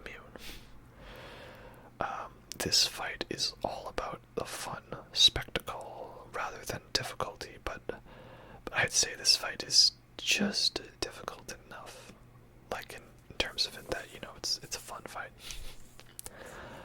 Yeah, Shrine of Storms, not my favorite area in the game. The skeletons can be quite annoying, how they just, you know, well, it's like the Dark Souls 1 skeletons. They just, you know, go all roly-poly, you know, keep rolling, keep rolling, keep rolling. So, you know, not that fun of an area, but it's got some cool fights, and I mean, it all ends with Storm King, Storm Ruler, Stormbreaker, Windbreaker. So I'd say it's worth it. Just, you gotta watch out for his first barrage, because he can hit you for quite a lot of them arrows.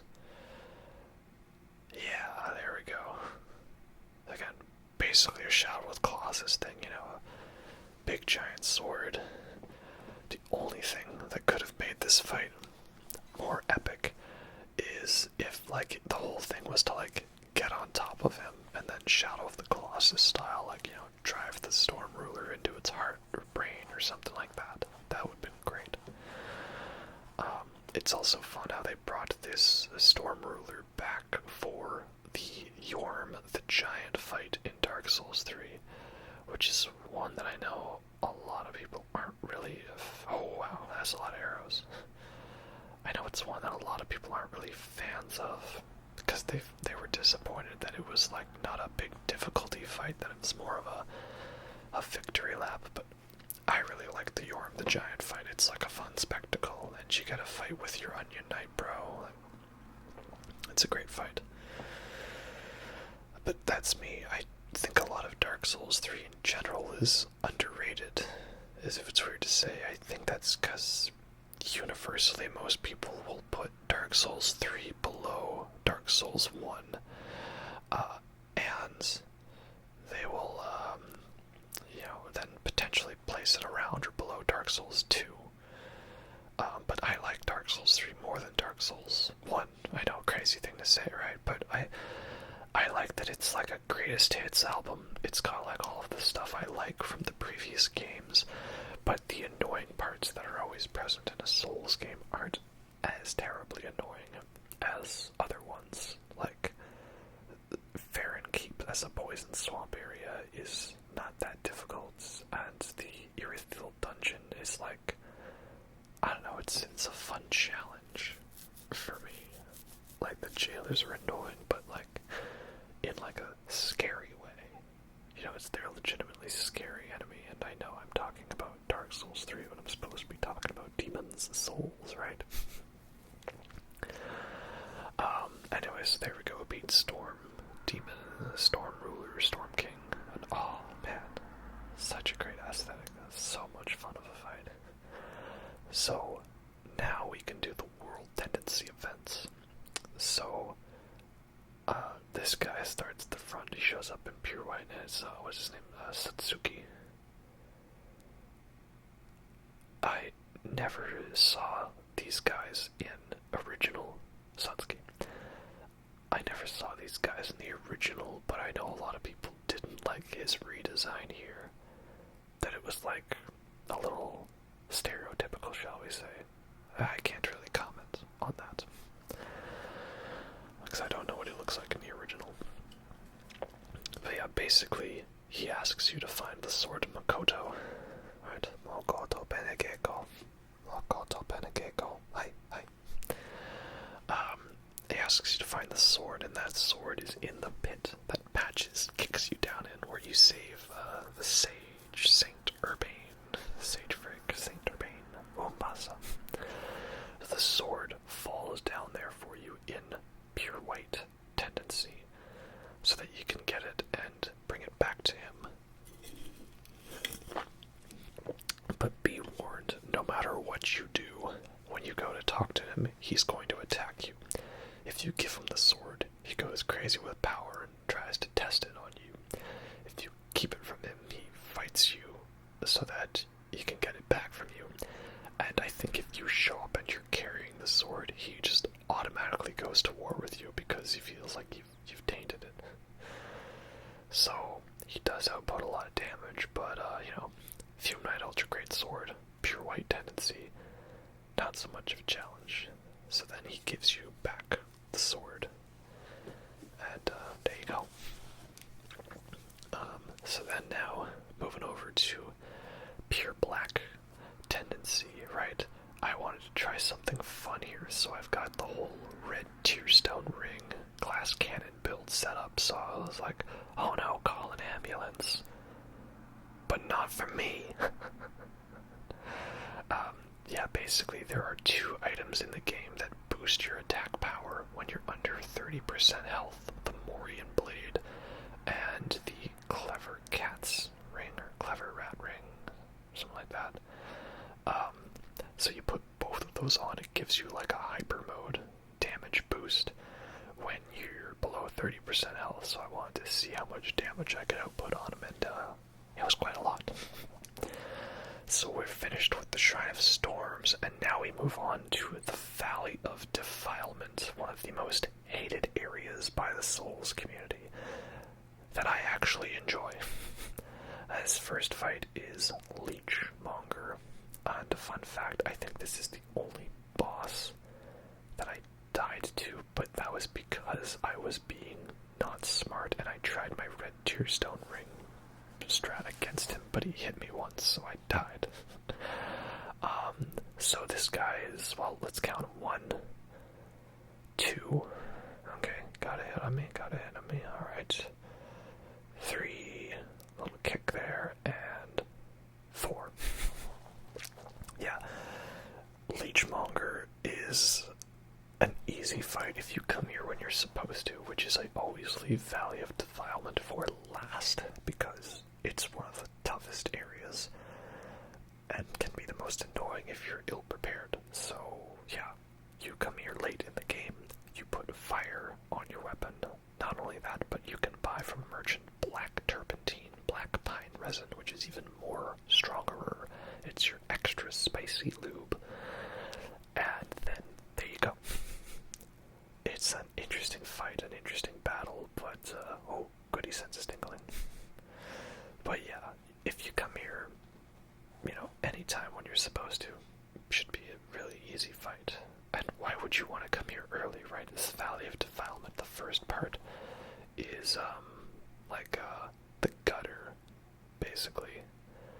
And then the second part is Blighttown, with the big open swamp. And so then you get to the second area, we have the Dirty Colossus. Now this guy, he's a little bit more difficult than Leechmonger. So let's count him. 1 and 2. Okay, stamina regen. 3. That AoE didn't hurt me. 4, 5, and 6. So yeah, again, slightly more difficult than Leechmonger, just by a hair. That's the nice thing about the Valley of Defilement, is that the bosses in the area are super easy, and it makes up for the fact that it's got the most annoying areas with very few shortcuts and stuff, and just all around a difficult, you know, screw you, you die now setting. But now we get to the boss that nobody wants to fight. That's because this fight is Maiden Astraea and her knight, Sir Garl Vinland. May you go unharmed. Yeah, so the lore of this is basically, Maiden Astraea, she came here with her knight Garl Vinland, and they came here to, like, heal the sick and the plagued, and, you know, spread the word of the good Lord and all that. But, basically she had a sort of crisis of faith, I think, seeing all this, you know, like, how could the God that I serve so devotedly and honor so much, how could he allow such suffering and horrible things to happen in this world? And so now they're here in the swamp and they believe they've abandoned their duty and stuff, and then there's all the people here that are worshipping her, you know, right? But, you know, we need the demon's soul, right? Ellie, the slayer of demons. This is sanctuary for the lost and the wretched. Oh, you mean these guys, and there's nothing for you to pillage or plunder as I go killing the residents and looting all their goodies. So if you wanted to cheese this fight, you could just get up on a ledge and just fire a bunch of arrows. But, you know, we're going to do it the proper way. And that is you go down the path, and then there's big old pancake, come on and slam, welcome to the gym, Garl Vinland here. And, you know, he's basically kind of programmed to, like, you know, stand in the way there and not let you through. And, oh, okay, he can pancake me, ow. Alright, well, I'm gonna pancake you then. It's pancake time, bro. it's interesting. This is a fight that could go either way. Like, if Garl Vinland parries you, or if he gets a good hit on you, he could potentially get you pretty hard. But if you can get hits on him, or, you know, if you parry him, there you go. See, I just got him down to like 2 hits. Oh dear. Yep, no simps allowed.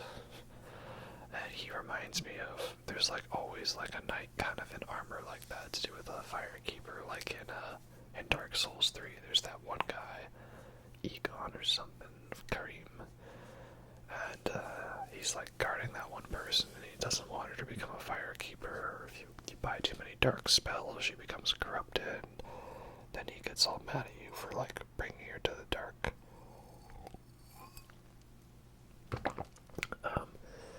That water will plague you, so wear the plague resistance ring, and the sodden rings, you can get through there fast.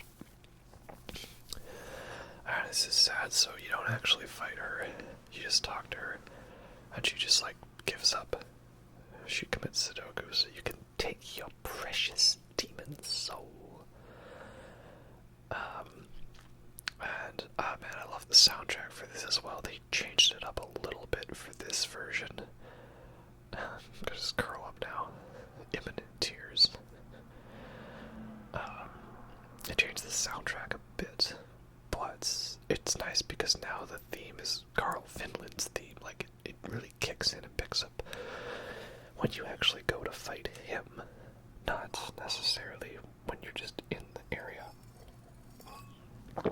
So we come back here on pure white tendency, and now there's a black phantom, Garl Vinland, and I mean, he's pretty much the same fight, though I feel like he was perhaps a little more aggressive, and he's not too tough though, because again, you're in pure white, and he's still kind of locked in that same routine of trying to like stand back with his shield up, because he doesn't want you to sneak by him to go kill Astraea.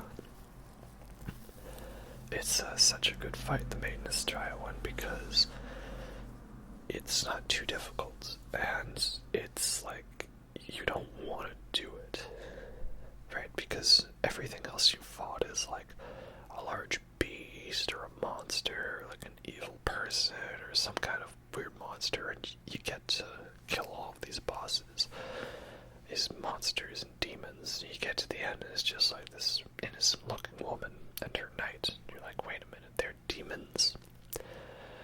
And, oh wow, that was a nice slam. And, you know, she just gives up to you. It makes you kind of question, like, why are you doing this? Why do you just automatically kill bosses like a Metal Gear Solid sort of, you enjoy all the killing, don't you? Right?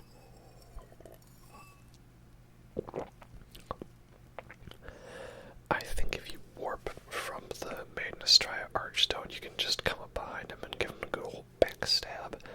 But I went from the front area because I wanted to make sure the NPC of this area had shown up. And that's, was there Selen Vinland or something like that? Well, we'll get to her in a bit.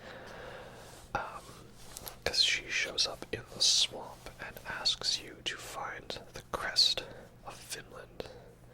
I'm like, oh, god damn it, you healed on me, you bastard. That's fine. More time to rant about stuff, right? Always got plenty of things to say. So, she wants Vinland's crest. And, you know, you gotta go here and you gotta kill the Black Phantom version to get the crest. But then I, mistakenly was over-equipped, so I had to send it back to storage, then go and pick it up and run back here. So here we are in the Valley of Defilement, and, I gotta say, you know what, I don't hate this area. And here we go, she's gonna be like, that's the crest, and so, you know, she asks if you can have it, and she'll give you an item in return.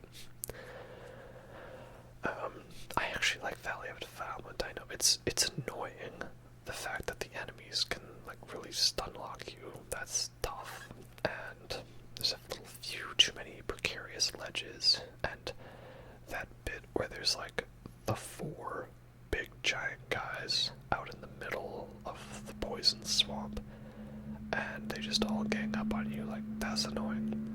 But now that you have a ring that allows you to traverse the swamp, it is not nearly as much of an issue as it used to be, and I think it was a fair balance, because in the original game, like, this swamp slows you down, and if you try to dodge in it, you're stuck into a long animation of your character struggling to dodge, but then not being able to. So when you hit circle by reflex, and when you panic dodge by reflex, you will basically be screwed. So I like now that you have the Sodden Ring, and it's not like it's easy to get. You do have to go down to pure black tendency and a completely different archstone. So not like it's just lying out there for you to have all your lonesome, right?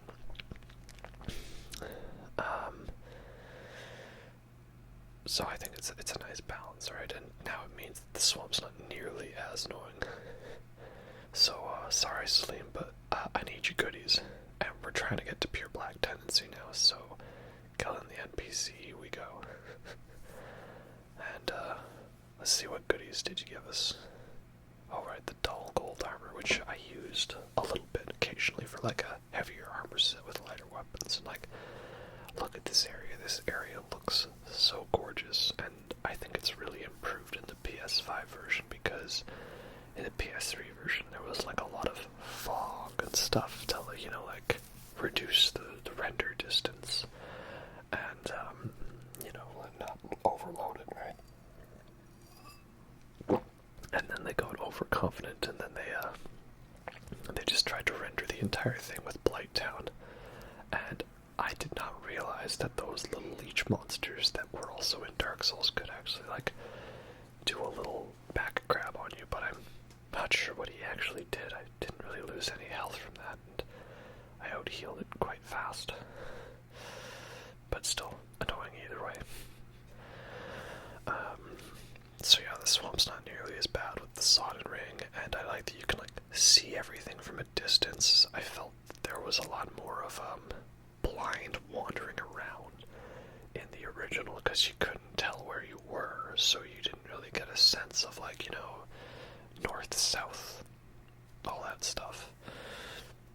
But here in this version, it's all been fixed. So yeah, I like the oppressive swamps, because, you know, it's like legitimately scary and legitimately an oppressive atmosphere, and it feels great to like beat the area and get through and come out on top. So yeah, I'm weird like that. Anyway, now that we've defeated all of the other archstones, we can now progress forward into the rest of Boletarian Palace. You could come back here after you beat one archstone to completion, but for me personally, there's not too many items in here that I would be making use of, so it doesn't matter to me if I come here later when I'm at the most leveled that I could be. But if you want spells, you want to get here as early as possible, so that you can get Yuria the Witch, who's, you know, the Smexy Witch of this game, much like the one in Dark Souls 3. So here, coming up is the Penetrator fight. Oh yes, a beautiful person awaits indeed. So the Penetrator is basically like a proto-Knight Artorias, the original dude in armor fight, right? With big fast sword and high damage. And oh, Bishop. Oh no. It's like aliens. Where's the power loader when we need it? No, mister, what's your name? Oh, Penetrator. I see, we're using our made-up names. Okay, then I am Tars.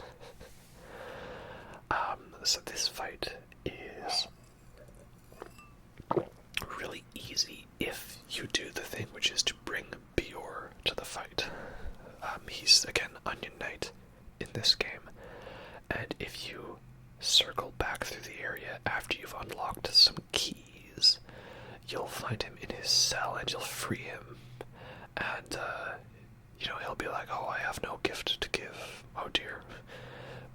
does do is he'll then show up if you've opened his cell to help you fight the Penetrator. I did that in my first playthrough because I wanted to do the story to him. But in this one I decided, okay, I'm not gonna unlock his cell before I fight the Penetrator because I want to actually properly take him on.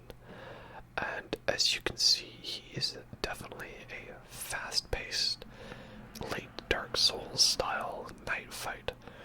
So definitely one you gotta be prepared for. Again, did beat him on my first try, but that's also because I've had lots of training in the other games, right? Oh, yeah, that guy's dead, alright.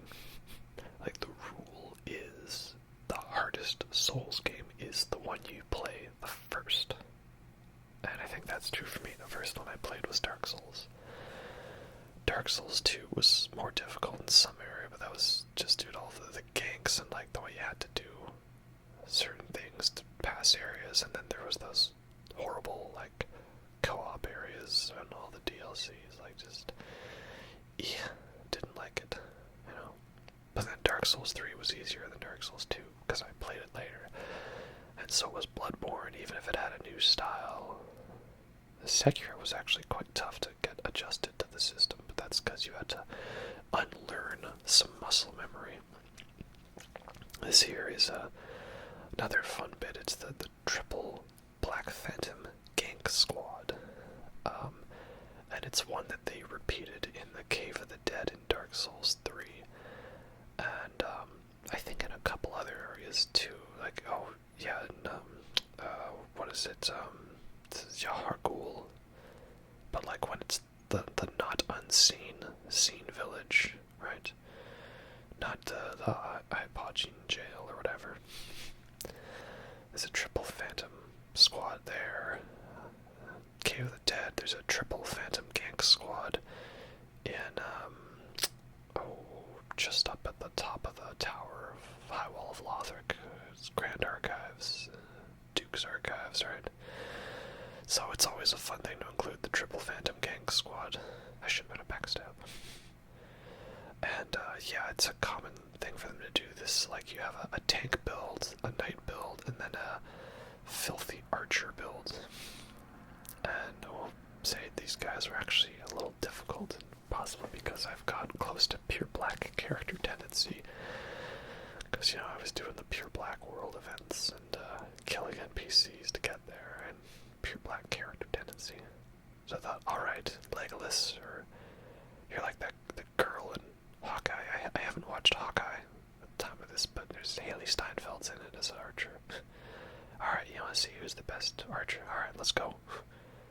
I win. It's a good fight, It was pretty close, actually. I'll give you credit for that. Alright, moving on. We now get to one of the most annoying parts, and it's unfortunately right before the final boss, and it's just the blue dragon fight, right? He's back again.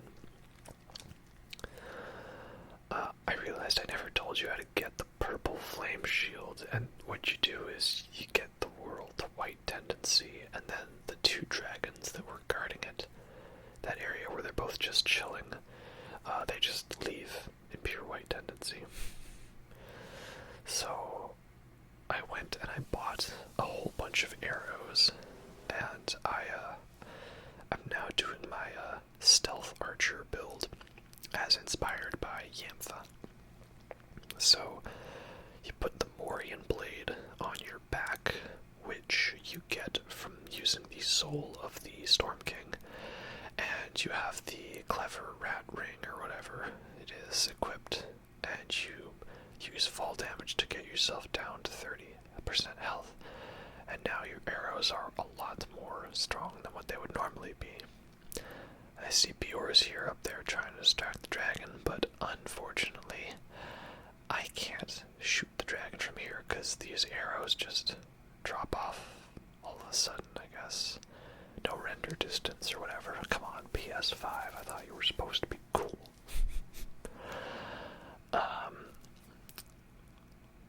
So I was trying to do that. I'm like, okay, well, can I sneak past him? Because if I heal my myself. I don't think I can get myself back down into hyper mode. And I don't want to risk dying right here again, right after I've used all these arrows. So I'm like, okay, well, I'll heal myself at least and run through. And I actually made it alright. I don't know, I feel like they changed this dragon's, like, pattern of attack, because I remember in other game I had to, like, take damage and, use the iframes to get through. But here it seems there's a lot more clear of a path for you to be able to dodge through. And I was doing a little damage, so I thought, alright, I'll run forward here. Meet up with Ostrava of Boletaria, who is the son of King Allant. And, he basically is like going to do that, but he's about to die, so he gives you a key and then dies. And, he lets us know where the old King Doran is, who rejected the power of demons and embraced the power of soul. That's why there's the two twin swords, Demon Brand and Soul Brand. And they scale with character tendency. One scales with black tendency, and the other scales with white tendency. So Otz has given us the key for old King Doran, and he dies, and then we take like 5 steps further up the stairs, and now he shows up as a black phantom. And so I was like, alright, I'm gonna try to play this carefully by, I'll get him down to low health. And then when I see that hyper mode's gonna be close to active, I'll let him hit me up a bit. That's why I'm fat rolling, because I don't have the, Ring of Herculean Strength, the Havel's Ring, basically. So I'm like, alright, okay, I just have to block some attacks and get him to lower my health, and then I can get back into hyper mode, and then I can go kill that dragon that's still out there firing away, and save Siegmeyer, Siegward, Bjor, Onion Knight. And so I was watching carefully, and I saw, okay, there, Tearstone Ring's active, let's kill him. And then I realized I was an absolute fool, and I had the Adjudicator's shield equipped, which then healed me just slightly a bit above Tearstone Ring capability. Clever Rat Ring, whatever. So I thought, well, I could chance it and get him to hurt me, but he might just up and kill me with the fire. It might not be enough to... It might be too much to put me past hyper mode. And I thought, alright, fine, we'll just shoot away with regular arrows. And so there, that was like at least 115 arrows. There we go, killed Blue Dragon through the power of editing. Do you need some help? Bjorn, we already did that. Yes, you did good, but we've already killed the dragon. There's nothing more to worry about. There he goes, celebrates victory. Is he same voice actor as Onion Knight?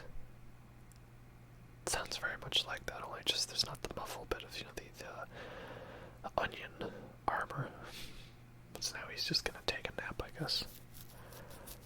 His questline's a lot more wholesome in this game than in Dark Souls, right? And that you're just like, oh cool, we're gonna help out Onion Knight, we're gonna have a good time. And then it turns out by you helping him too much, you're draining his confidence until he finally hollows completely because he can't do anything for himself and you're saving his ass all the time. Yes, just like Onion Knight,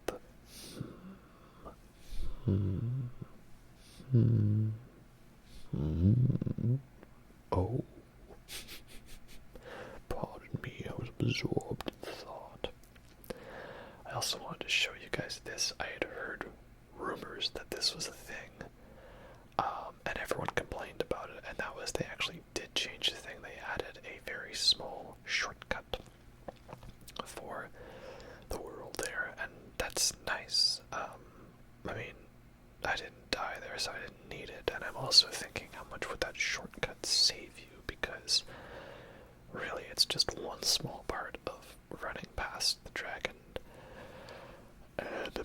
sure if like it means it would like jump back in time to be able to stop you. I'm not sure.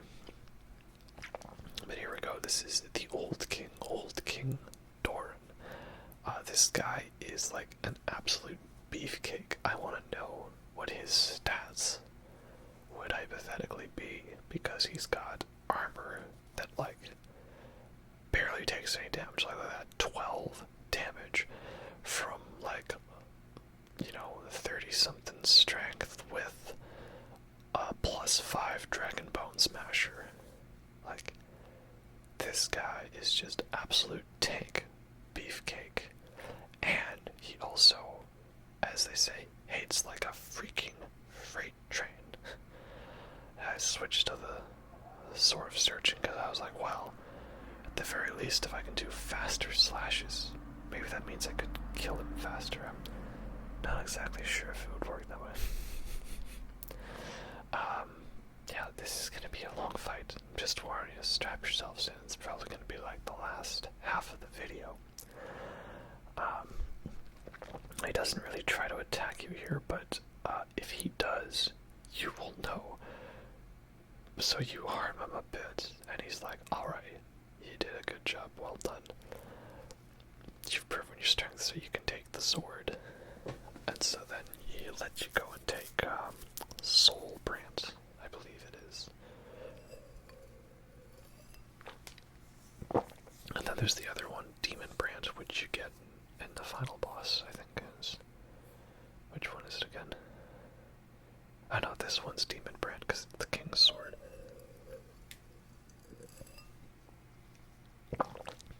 And the other one is Soul Brand. And so we could just walk away and be like, well, all's well that ends well. Thanks, bro. We'll be seeing you now. But if we want to truly see we beat every boss, well, we gotta kill this guy. And again, he's so much of a tank. He just lets you go at it, right? Like, look at that. He's just, sure, I can tank this. I'm a tank build. But I'm worried because I'm like, any second now, I know he's actually gonna get into it. And when he does, we'll know. That's why I'm in body form right now, because I'm like, well, I did all the character tendency stuff here, so it doesn't matter, so I may as well see if I can at least tank one hit. And again, there I see his health going down. I'm like, did I poison him with this sword? Does this sword do poison damage? And yeah, there you have it. He nearly two-shot me. I have like just the tiniest bit, and oh god damn it, he healed. The trick is you gotta stay far enough away that he doesn't attack you, because if he does, he will get you, and he'll get you good. But you need to stay close enough, so his AI is primitively focused on, you know, kill, kill, kill. And I know there are special ways you can cheese him, because this guy is really old, so he's got a pretty bad case of amnesia and memory loss. Because if you lure him to just beyond the area where you find him, he basically becomes programmed to like slowly walk back to this area, and he won't attack you. The only thing he'll do is a bit of a pathfinding thing, where he will slash like destructible debris that's in his way. So if you want to do the cheese strat, like get him to follow you until he's running back, and then you can literally just like punch him or headbutt him to where you need to be. So then you'll punch him towards one of the many bottomless chasms in this area, and then he dies from fall damage, and there you go. And you can even do this like at the start of the game. Just kill Otz and get the key from him, and then, you know, do a strategy to make this guy fall to his death, and then you get one of the best armors in the game right at the start, because armor isn't based on any level.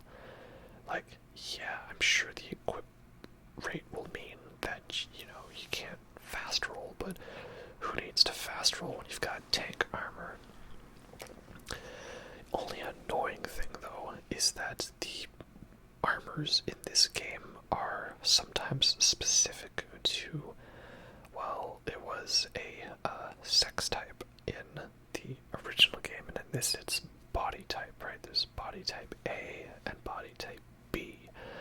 And so some of the armors can only be worn by certain body types, and I found in general, seems to me that the big super awesome heavy armors are like body type B only, which is annoying when I typically make, female characters, or in this game, body type A. There's also a secret way to get the Penetrator armor in this game, and it was a fun Easter egg Blue Point added, very much in the style of them adding the Doran's sword, or Doran, yeah, Nimrod.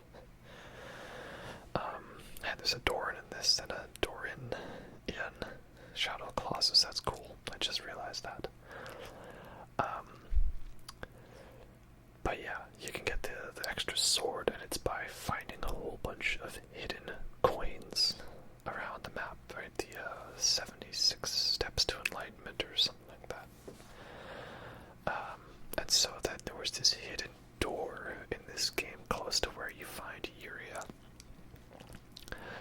And everyone realized you gotta find these ceramic coins by playing in fractured mode, I think, maybe in pure black or white tendency, and you get enough of them and you trade them, and it gives you a key for the door, and behind the key for the door is the Penetrator armor set, which was not in the original game, but it is one body type only. So I'm like, yeah, I kind of screwed myself by picking body type A. I don't have two of the best armors in the game, or the coolest ones, so why bother, right? But yeah, I haven't talked too much about this strat here. It's basically just a slash roll backwards, and if he hits you, use a full heal, don't partially heal. I like how they changed his death scream a bit. His death scream was hilariously memeable in the original. That's a little different now. Congratulations indeed. Yeah. So there, I beat him legit. No cheese strat, no exploiting the old man's amnesia. None of that. We're doing it legit. And of course, wouldn't be a Dark Souls game without an incredibly long, dramatic elevator ride, right? Though I like this elevator ride because it automatically resets if you die. It's not like you have to wait for the elevator to come back down and then get on it. Anyway, I'm just gonna take a seat here. We're gonna chill out, and what a thrill. The darkness inside needs light. I'm still in a dream. Snake eater. Snake eater. The longer the elevator ride, the better the game. I guess that's probably what Miyazaki thought. Anyway, here we are at the very top of Boletarian Palace, and this here is King Allant. And it's interesting because, I remember watching videos, and the view, when he looks out there, it's, harder to see it on the PS5 version. But I think that's also just due to, colors and stuff, because when I watch this on my TV, I can see, the outside very fine. It's the colors are too close, so on lesser TVs or recordings, it, all blends as one.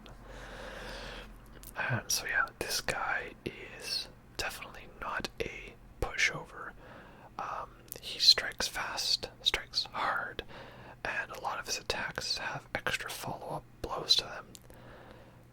He's not a pushover, no, indeed. A difficult fight, and he's not necessarily weak to magic, which is something that trivializes a lot of the fights in this game. And he also has the Soul Sucker spell, where he will drain a soul level out of you. And yeah, it basically just takes back the last level you put points into, but you don't get those souls back. And he definitely likes to spam it and make it annoying for you. The problem is I screwed myself here because I didn't have any stamina left to roll. And so, yep, drain massive level. God dang it, I know, I was hoping not to get hit by that attack, but that's how it is. And then he nearly gave me a suck again. Wait a minute, no, don't say it that way, god dang. And here I am at the end of the game and I'm still accidentally doing a kick and a push instead of an actual slash. Like, come on bro, fight me. Like, okay, he's doing an AoE. This AoE, I like how it has more of a, again, like I said with some of Stray Demon or Tower Knight stuff, it has more of a visible AoE bit to it, so you can tell where the safe area is. But even still, dude's no match for a giant blade to the face, giant hunk of dragonstone. You're the best. Oh, thank you. That's so sweet to say. No, you guys are the best for watching this video. You've stuck with me through all of the Souls videos this whole time, and gorgeous view. And you know, you even watch me here with the Demon Souls remake, and I'm sure you guys are all getting hyped up for Elden Ring. And yeah, this is where I realized that that was not the real King Allant. It's like a demonic image of him. I guess like a fool's idol sort of thing. I think what it is King Allant, he awakened the old one, which had been put to sleep by the Monumentals. But there was only one Monumental left, right? So the old one will soon to be awakened. So the idea is we're trying to gather all of these demons' souls to not only cleanse the world of the demons, but obtain all their souls, so the old one will open up to us and allow us to come through, so that we can get the Maiden in black there, and she'll use her power to lull the old one back to its slumber. Let us proceed below to its lair. This thing I forgot though is that after you kill King Allant and you've killed every other one, you can't level up now until you beat Phalanx on New Game Plus. Because now this opens the portal to the area beneath the Nexus, and the Maiden in Black's gonna pull us down for a ride, you know. But music's still great, right? I ragged on the Nexus for kind of ruining some of the atmosphere, but this part's still great. So, King Allant, I guess he's been, you know, mostly consumed by the old one, and it's a fake image of him sent out there to collect the demon's souls. And that's why when we go to fight him here, he's just like a blob monster, you know, it's a shadow, a pale image of what he once was, as he's been consumed by evil, and a lust for power has destroyed him once and for all. So that's why he's not really the real final boss. Like, I'd say counting him as like a proper boss is, you know, it's a bit of a cheese on that. Not necessarily proper, as he is more of a lore thing. Like, it has a health bar, but I think that's just to kind of show that you know, have to kill him as a quote-unquote boss. I mean, realistically speaking, he's not. So if you want to call him one of the easiest bosses, sure, I guess, but you know, it's not really a boss. It's meant to be that way. It's not like Dragon Riders that are, you know, incredibly easy and they're not meant to be. It's just, you know, a speed bump. And here we go, this big giant Lovecraftian monster with all these swords sticking out of it, and I'm wondering, like, were there other large creatures that tried to put the old one down? And, like, that's what all these swords are. Like, there were other giants. Like, I suppose say there was the land of the giants that we never got to see in this game. I don't know. this is a very long cutscene. This thing just shown over. What is this? 2001: A Space Odyssey. But yeah, here we go, beneath the Nexus, and quite a gorgeous view indeed. Look at all that. So this is where, of course, when you go to this final battle, make sure you have everything with you that you're going to want for New Game Plus, because then it starts right away. This is something I like that they changed in what is it? It's Dark Souls 2 and 3. I like that it just like allows you to select when you want to go to New Game Plus, not necessarily when you end the game, because it's always annoying that there's like goodies you can get from final bosses, but you don't actually get to use them in your completed game, right? Like, I always liked being able to go to any area and farm guys or fight guys or level up or do co-op or stuff like that, but then you're locked out of being able to do that because the New Game Plus is gonna be coming right around to get you. Here we go, the real King Doran. This mindless sludge blob that you can see there. He's carrying the Soul Brand sword. So I'm wondering if, like, so this was a good king that, like, tried to use the power of soul, and then there's the false image, and that's the demon one. Hence why Demon Brand is up out there. And I put on heavier armor, so I can't really dodge roll properly. And it's like, you see, even if he hits you, he doesn't really do nearly enough damage to do anything. Like, I wanted to see, like, you know, like, if he does hit you, like, is it potentially damaging? But no. So there we go, we did it, guys. And now this brings us into the ending we choose. But don't forget to grab Soulbrand. Oh, you're kidding me, the whole damn carry weight thing. Even at the end of the game, I still haven't learned my lesson. Like, alright, I gotta drop something and then pick up something else, perhaps. Like, oh wait, no. All I have is a couple of basic weapons that I can't drop. The final is just drop that, and then pick this up. Yeah, because you gotta go through a special action of it, so you can't send it to storage, and then sure, send large sort of searching to storage. Why not? And now, much like other Souls games, there are multiple endings, and the main thing it depends on is whether or not you walk one way or walk the other way.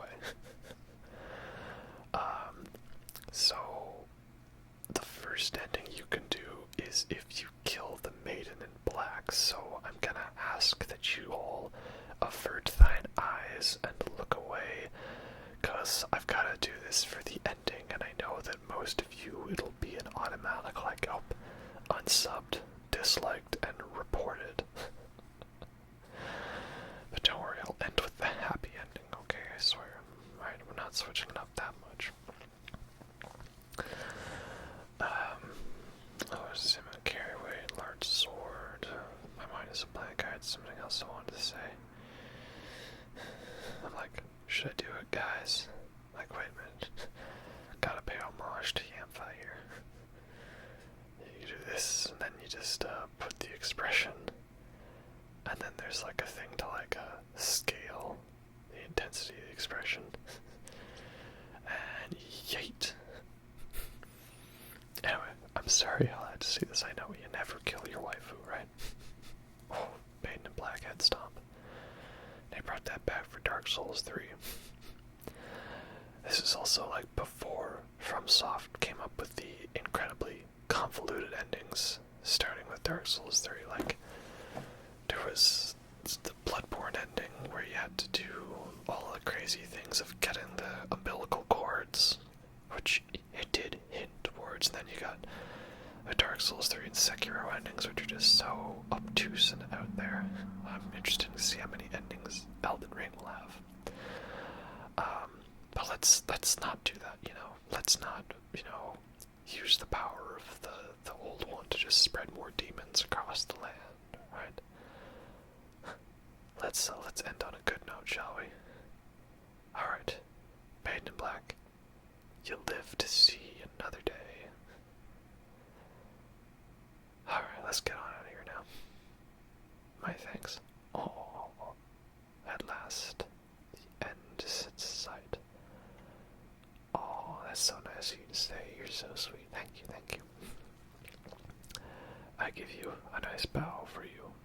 Respect. Respect. You can't do like the typical Dark Souls bow in this, unfortunately, or like any like loyalty thing. Like I always liked the, like the dark, was it the Dark Moon gesture, that one, or like the one where you like, you kneel down, or the one where you like put your hand on your chest and put your hand back and like, my thanks. That was always fun. So there's the theory that one ending leads to Bloodborne and one ending leads to Dark Souls. And the Bloodborne one is this one, the one where we lose knowledge of the soul arts, because there's no soul weapons and stuff like that in Bloodborne. And that the killing the Maiden in Black ending is the Dark Souls ending, because the colourless fog sweeps up across the land, and then the first bit of Dark Souls is all about, the world was shrouded by fog, and the dragons were no more. Except that was a lie, because there's so many dragons in all of these games. Like, did they really kill all the dragons? Did Seath really succeed in that aspect? I don't think he did. And that's it, guys. We did it. We beat Demon's Souls PS5 version. Yay! Victory lap. And just cool credits for this as well. A lot of nice images, locations, and stuff from the game. And then, similar type of artwork to all the bosses, kind of referencing all the concept art in the loading screens. Yeah. Very nice, very pretty indeed. So yeah, that was Demon's Souls PS5 Remake by Bluepoint Studios, and I really enjoyed it. It is not a perfect game. It does carry over many of the same annoyances I had with the original Demon's Souls, but that is part of how it is, and I was not expecting things to get fixed too much. A few quality of life improvements, but still maintaining the original style and design of the game. And it is such a gorgeous game too. Like, this is easily one of the best visuals in a game, just period, right? So fantastic, so well done. So yeah, basically anything that I didn't like about original Demon's Souls still stands true here. There's a few things that have been tweaked. I love the addition of the Sodden Ring. So Valley of Defilement is not nearly as horrible of an area. And the ability to send stuff straight to storage is nice, because you're no longer going overweight and having to leave items behind. But it is annoying that was then balanced out by making it so, healing items and consumables weigh a lot more. And I'm pretty sure that's the case, because I had 99 full moon grass on me, and I also barely became over encumbered in original Demon's Souls, but here I can have only 25 of them and pick up one sword extra, and that's too much.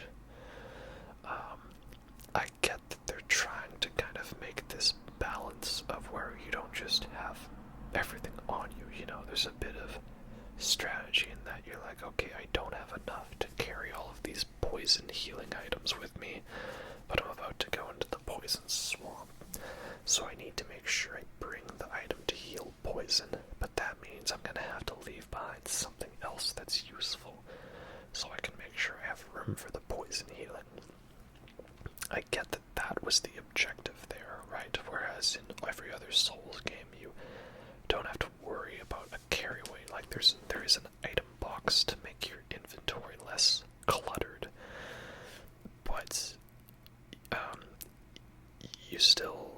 just carry everything, and whenever you need to scroll through the inventory, I'm like, do I have this thing or do I not? Oh, there it is.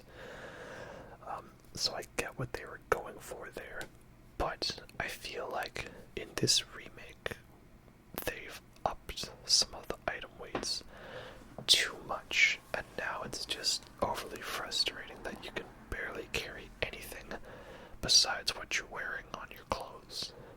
So I think they went a little too far in that direction, unfortunately. But the visuals are great. The feedback of all the spells is fun. The bosses are pretty much identical to what they were in the original.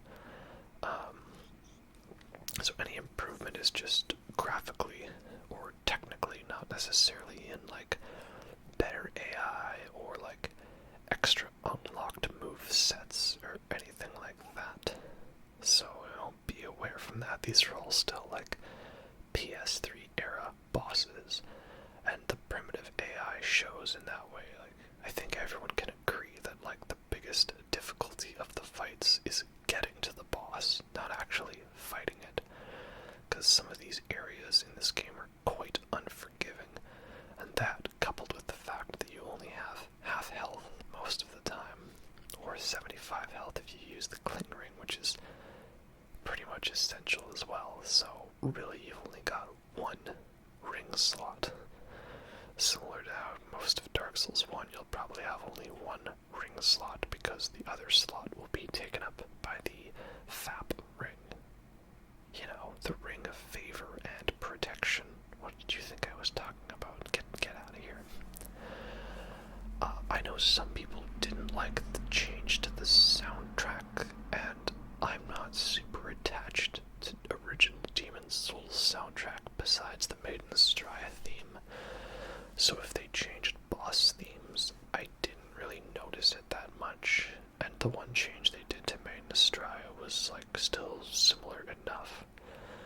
My only issue with the music is I didn't like that I felt the Nexus lost some of its, ethereal ambiance, shall we say. It feels less majestic,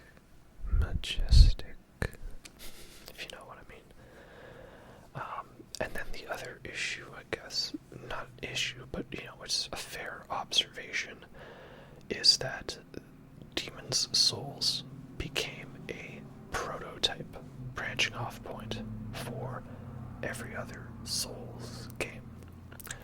So, you can look at pretty much any boss, any element of this game, and see how it was then refined and, fashioned up and polished with ridiculous sheen to go in the later games.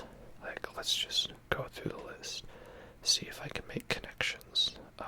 Stray Demon, Asylum Demon, Stray Demon, Demon Fire Sage, that's the Vanguard.